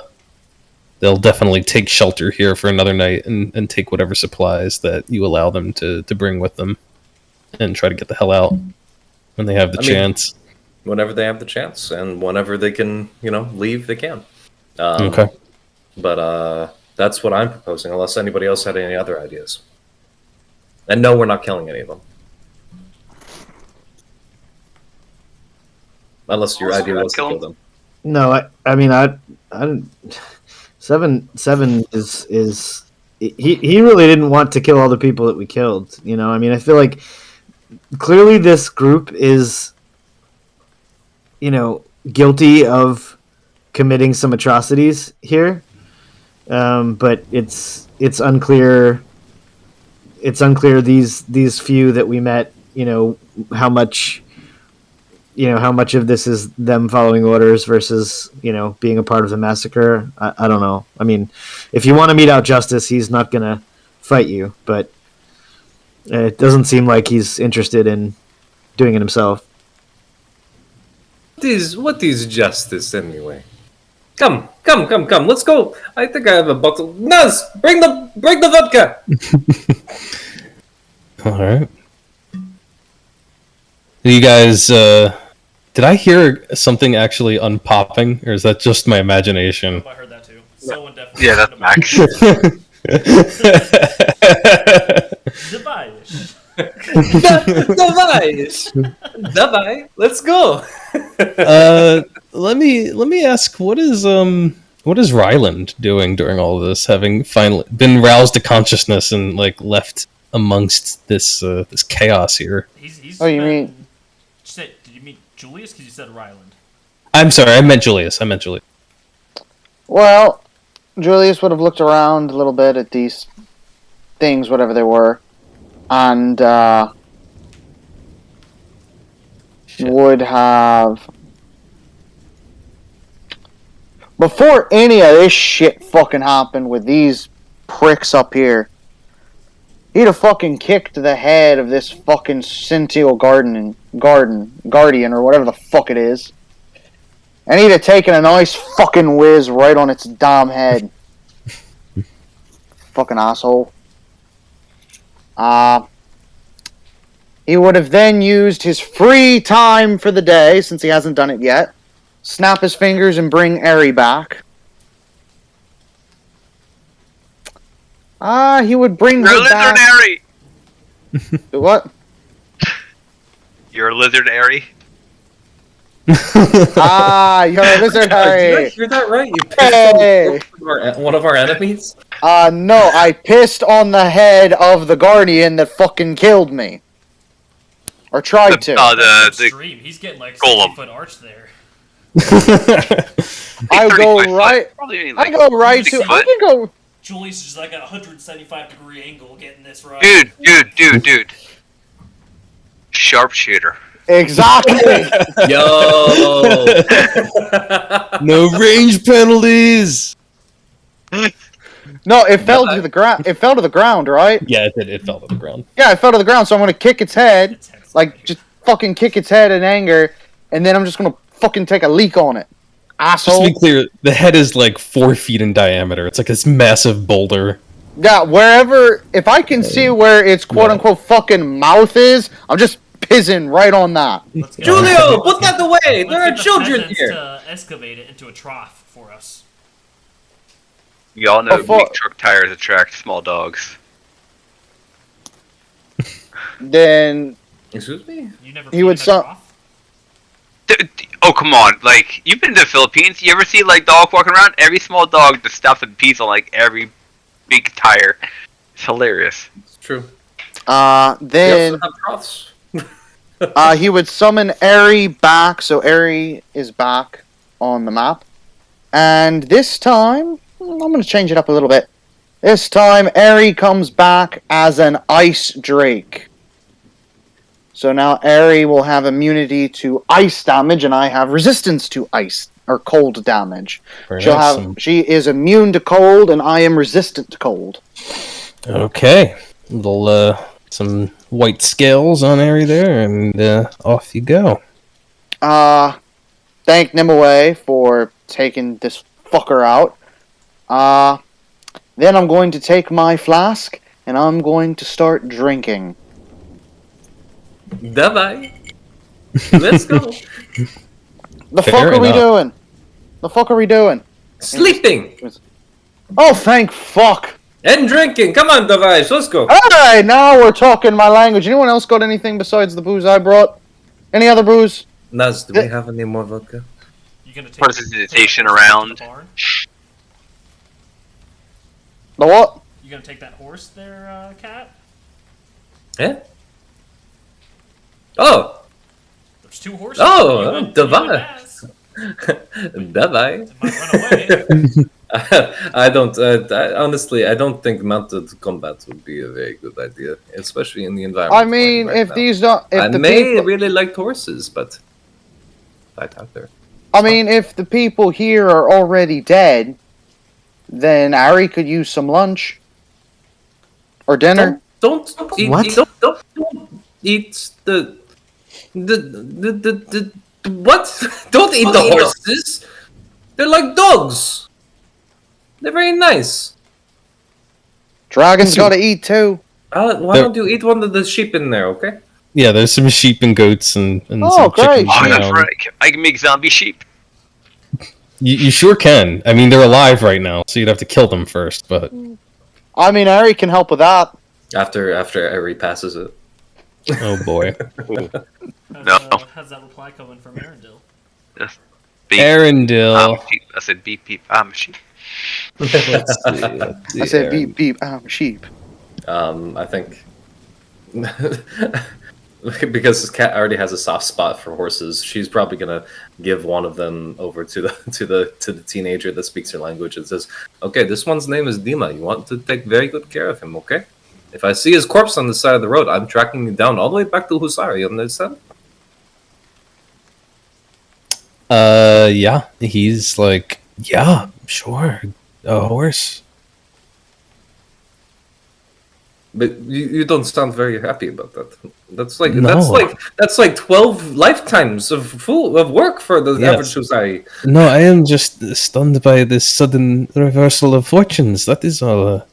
Hey, Device. If you ever find yourself in around the Xantham Kingdom or the Xantham Empire, there's a little company called the Ursa Legion. We're recruiting. Always. Eldath provides. Says Ryland from over on his stump, in amidst all of the dead bodies, burning corpses, slaughter everywhere. People of peace, we are. In fairness, I don't think I killed a single one of them.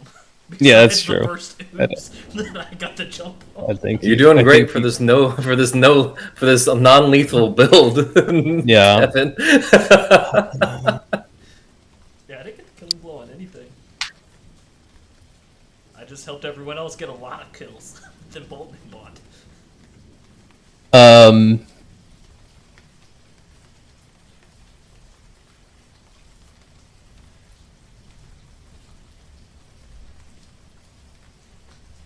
So,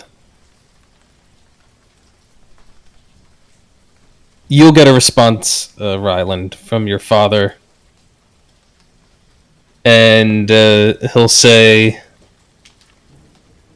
something along the lines of, He has his notebook out. He's serious now. He's ready to go. Look at that face. Look how excited that face is.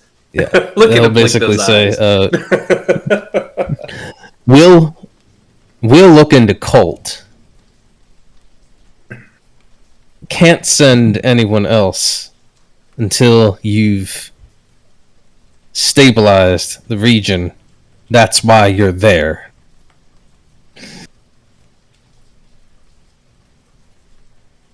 How many words is that? Roughly 12. Okay. Glad you are safe. That's it.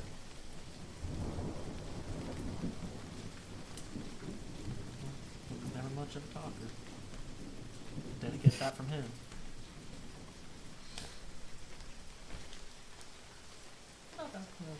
With that, Ryland's gonna get himself up off that stump and head for the house. Okay. And is there anything else that you guys are looking to do aside from long rest while you're here? You do also still have that one other guy, the one who tried to fight Seven. He is pummeled to unconsciousness, and will reawaken at some point on his own. He should go to sleep underneath Airy. Or we could just lay him with all the corpses and just let him wake up with the corpses. Oh, I have an idea. And then, I'm gonna make my pillow party for everybody. So I'll get that going, and I'll be fine to stay about. And then once it's up, everybody can move about and come back in as they feel. Cat is just going to. The first thing that this cultist is going to see is just Cat smiling with a bottle of vodka, and just shove it in front of his face. Drink, Device, drink, Versolta. You had a very bad dream.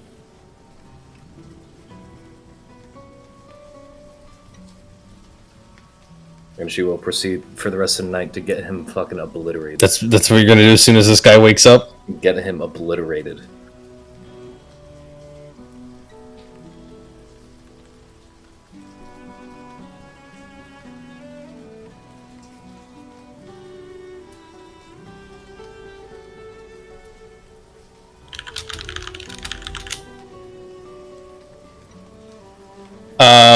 Yeah, if that's how you greet him, you don't bind him or anything. You just let him wake up. Just to be clear.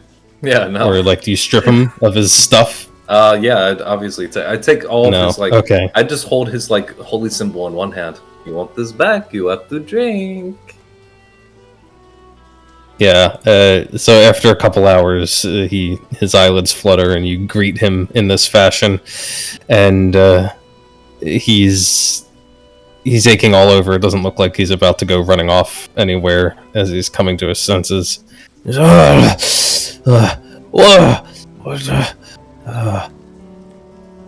and then his eyes kind of slowly focus on Cat holding his holy symbol. He says, "Sacrilege! How dare you? How dare you touch that when you have not even passed the smallest of his flesh through your lips? How dare you?" Harasho, Device.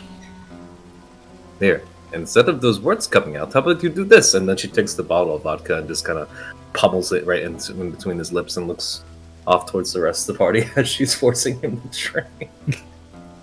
You force a gulp of vodka in his face. He immediately spits it back out into yours. Godless heathens! Don't make me knock you out again.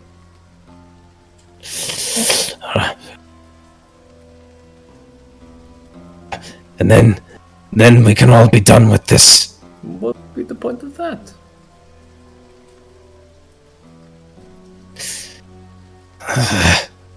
He looks around at the carnage around him, and we have beaten you, and we have beaten your friends. Now, take your defeat with grace. Unless anyone has any objections, we're probably going to find his friends before we can warn them.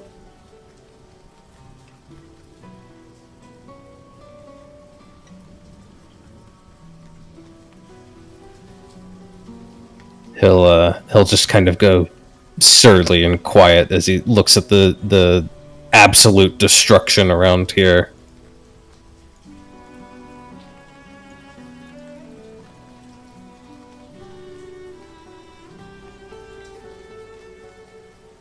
As Ryland would say, it is better peace.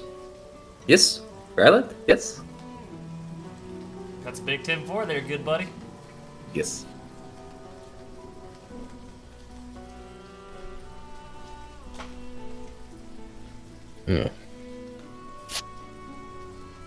Yeah, he doesn't have a whole lot of fight in him at the moment, so he is just kind of he's carefully, warily watching the lot of you as you're like resting and moving around camp, but he's not exactly bold enough to try and flee at the moment.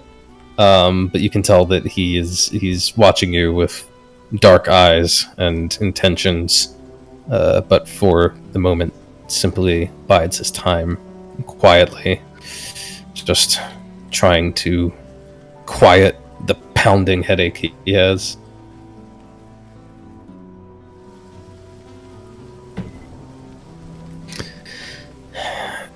And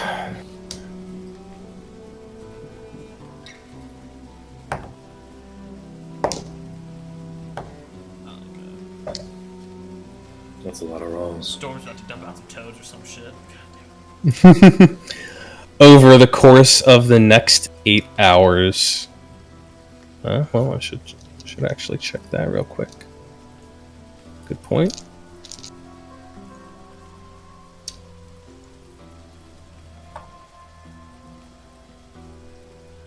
Ooh, that's fun.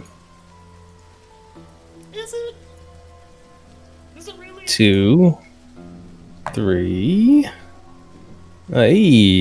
4. Oh, ooh. Alright. You guys have a somewhat tense 8-hour rest. Nothing disturbs you during that time, but if you keep your eyes on the weather, you can see the typhoon just continuing to make its way, kind of bouncing around inside the walls of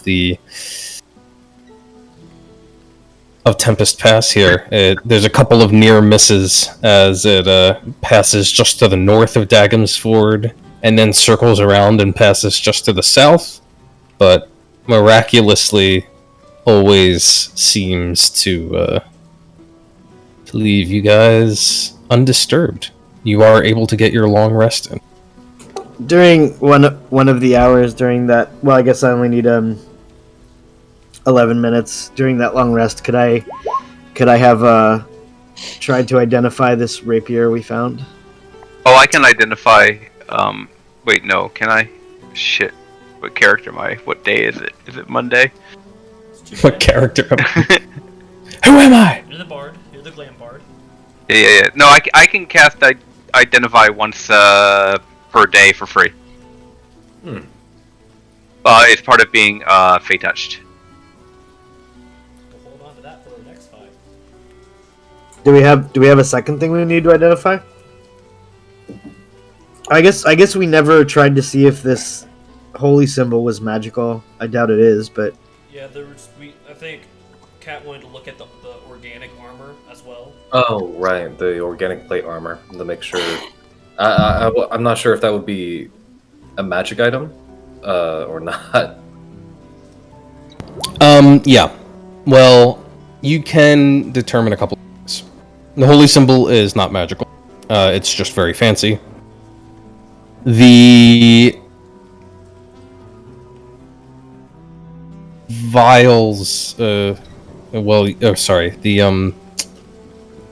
sword that she had on her. Where did she go? I guess we should probably take a look at those vials too, huh?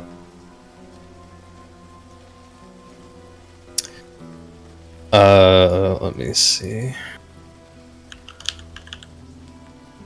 Zajic, how are you feeling after that fight? I know that you did a lot of the damage. You look a little tired.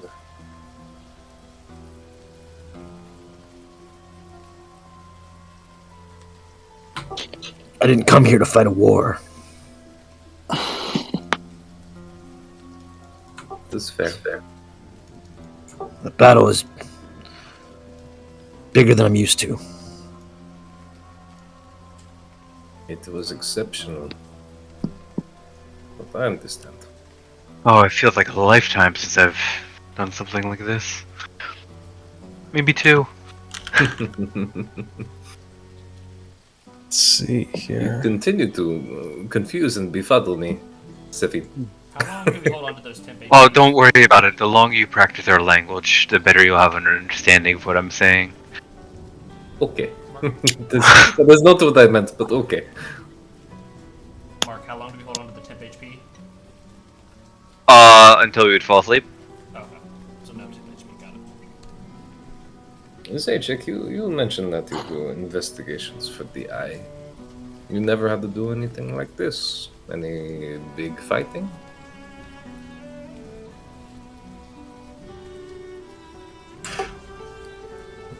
I work for a small branch of the Eye. Think of us as inquisitors of a sort. I fight, yes. We face conflict. But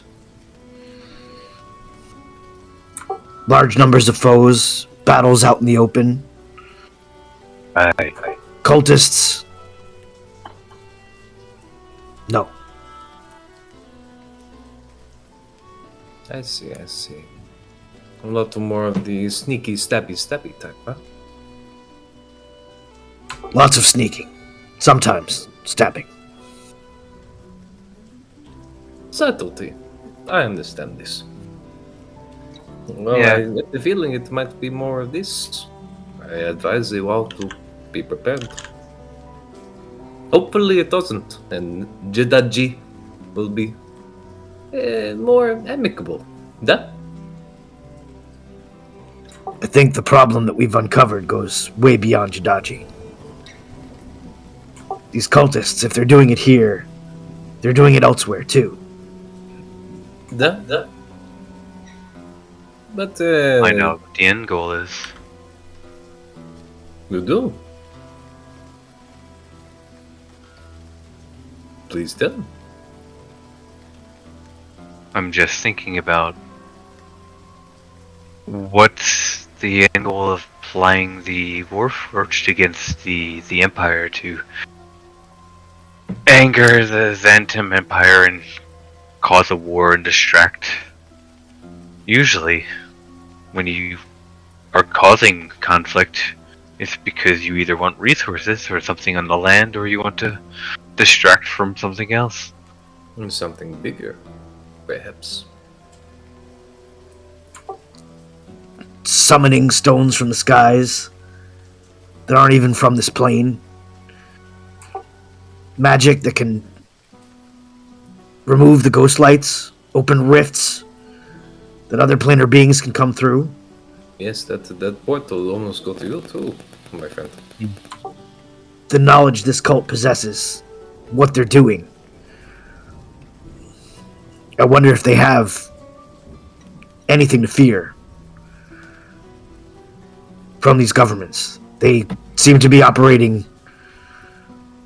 on their own, altering our world without any intervention. I think we can all take exception to that, having living in this world. That? What would happen if the tides went wild all over the planet? Death, destruction, everything, the world coming to an end, and I live in the world, I like it. That'd be bad. And what are we supposed to even do about it? Our leads here have mostly run cold. We know they took some minerals, shipped them off. Other than that, we know nothing. We fulfilled the terms of our contract. That is all we can do. We help stabilize the region, bring the Warforged, do what we need to do. And then, if there's perhaps another lead, we get paid more. And then we go take care of it. Our alliance working together may end with this job, but my duties to the Eye, they won't let this go. It's not over for me. Zaychik, if I may be honest, I do enjoy working with you and Safine, even though she terrifies me. If the Eye feels like they want to hire the Ursa and their illustrious leader, of course I'd be more than willing to help. The Eye is a neutral organization. Neutral doesn't mean that they have no gold. Well, they've got plenty of gold. Then perfect. They spend it on education, humanitarian efforts, aid, Yes, and war. me. My group is the only group that I know of in the Eye that takes a more active role with conflicts. Let me tell you something. The Ursa, we work for the Xantum. We fight their wars for them, we destroy the Warforged. We fight alongside the Skinwalkers, you know? But our alliance, I feel like the Ursa should be something a little bigger. So if you need someone to guard those humanitarian efforts, I'm sure we can spare a few platoons of soldiers to guard it against these cultists. we're willing to work with you. I can say this because I'm their boss. And I'm sure Ryland over there would be more than happy to provide the works of peace and speaking the words of that. He's picking up on it. I'm so proud of him. And Mr. Wind? Oi! I'm sure you'd be happy to help. I don't know. With what exactly? I don't know. Defeating the cult even after our contract has been fulfilled. We have new contract. Contract with what exactly? I don't know. We'll figure it out. Well, I've got to be looking for someone. under the assumption that we have to figure out what the hell is going on with these Warforged, talk to them, and the reality is, whatever we find out is just going to be a springboard to what we're going to be asked to do next. Good point, Safin, as always. Wherever it leads us, I hope it leads us back on the fucking ocean. You still there? The path takes us where I am, yeah. I think. I hope it leads us back to the fucking water. The ocean, the land, one and the same. I haven't been on land this many days in a row since... Oh, shit. I can't remember the last time. I don't think I've been in a ship. On a ship. Ever. Oh, the ocean's the best fucking place in the world. I hear it's a abyss of death and salt. Ha! That's what's fun about it. Nice. It's an abyss of death and salt. Fish all around, you can eat your fill and whole. Nothing except for the bright blue ocean and sky are surrounding you. Oh, what a Sounds life. like an ex of mine. What a life, what a life, what a life. And Interesting life. you can even catch other pirate ships and take their treasure as well. Assault and death.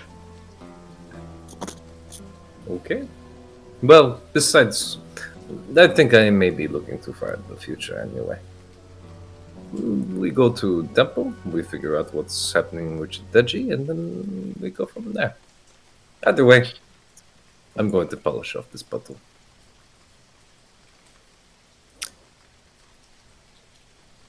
Alright. Yeah, apologies there, guys. I was just dealing with some absolutely horrendous internet for a bit there, but you seem to have made good use of the time. Here was the ship that put to sea, and the name of the ship was the Pleiades. What is the rule? Only in a tavern. This is as good as a tavern as any! No, there's not. We've got booze! It's a building that sounds like a tavern to me! Darling, it is a small bubble. Shh. You're in the pillow party. I thought we put the pillow party in the damn house, not outside. So tell me, does the pillow party? Yeah, actually well, I put it where it is wherever it's best to be, but I'm imagining like the pillow party is like this absolutely extravagant, like it has like plush rugs and like pillows and everything like that. I imagine a Turkish den. it's like Genie's bottle. Like, Ha. have you ever seen Community? The episode where they do the blanket fort? Mm-hmm. And they're chasing the guy through the blanket fort, and they pop in, and Brit is in there, and like the Turkish district, and it's just like blankets all over the walls and like throw pillows. That's kind of what I imagine.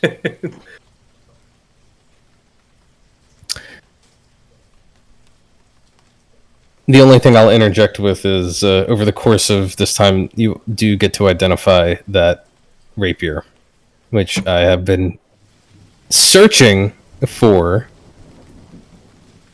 looking for the nearest equivalent magic item, and due to my very slow internet, have not been able to find. So I'm just going to tell you straight up what it is capable of.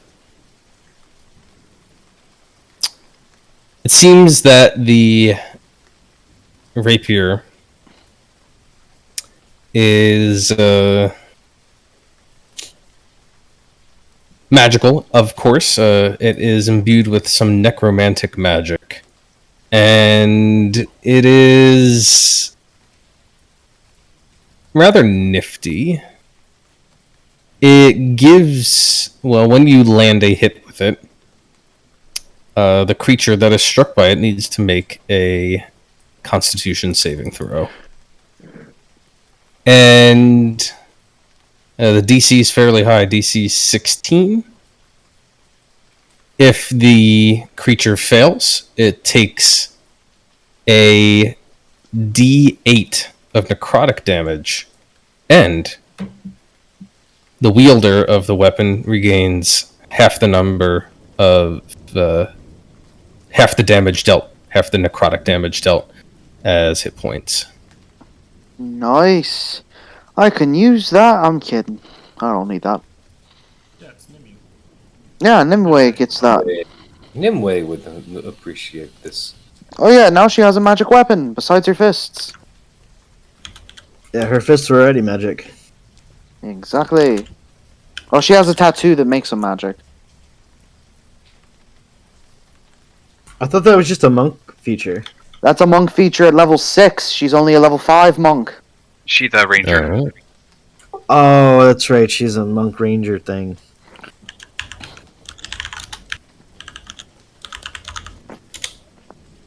So she's got a magical tattoo that makes her fists magic.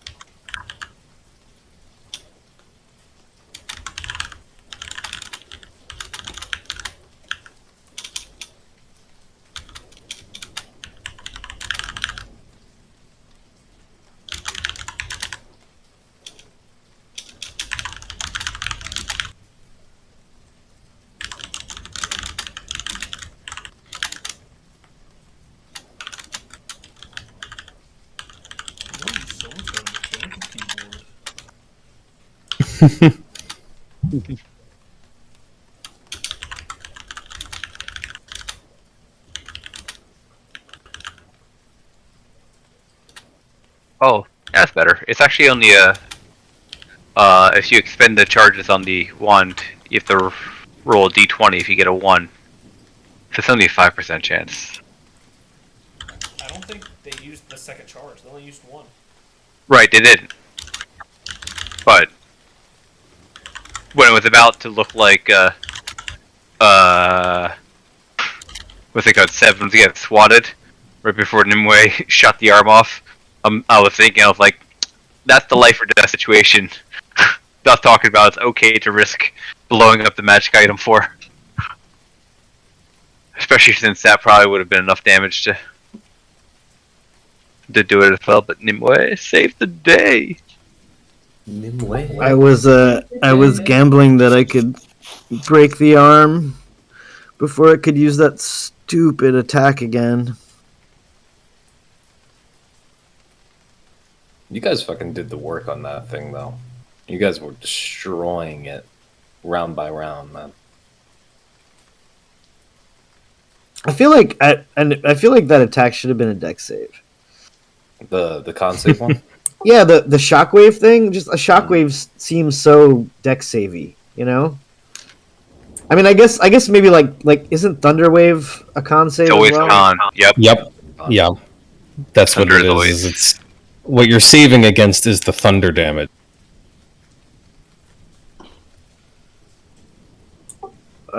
Yeah, but then then how do you know if the attack hits? Right? I don't know. It's just weird. I don't know. Whatever.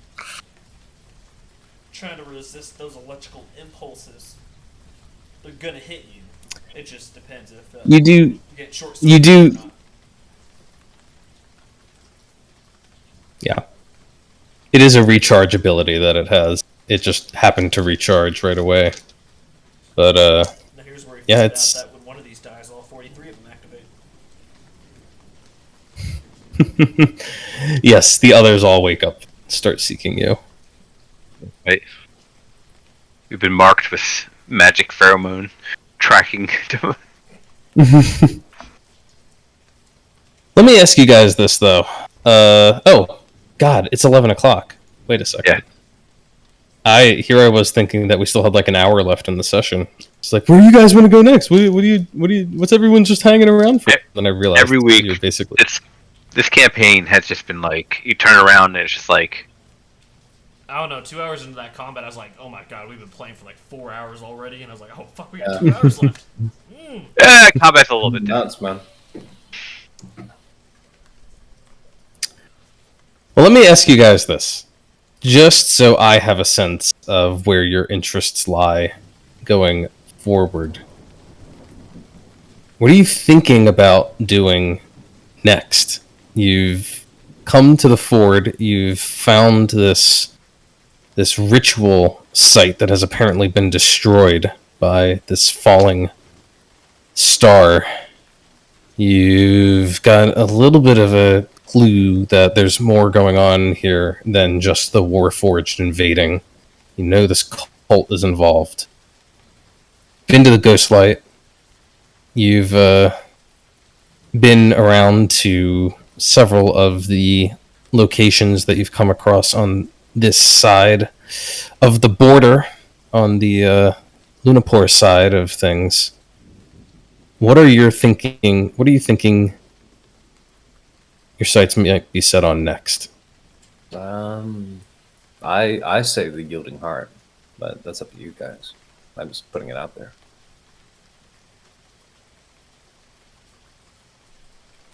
I mean, the options last time before we came here was Yielding Heart or here, right? So, wouldn't that... Yeah, I mean, at this point, I'm good with going to the Yielding Heart for visit, because it's either the Yielding Heart or the Westwatch Farm, and or Windhold. And I'm not crossing the watch line again. Yeah, you know what sounds like not a good Nah. time? Fighting another one of those things. You know what sounds like a worse Well- time? Fighting two of those things. We were running on, like, quarter tank. Yeah, but I don't want to run into the same situation where we've been awake for 2 hours, Yeah. and we have to empty 3/4 of a tank. Right.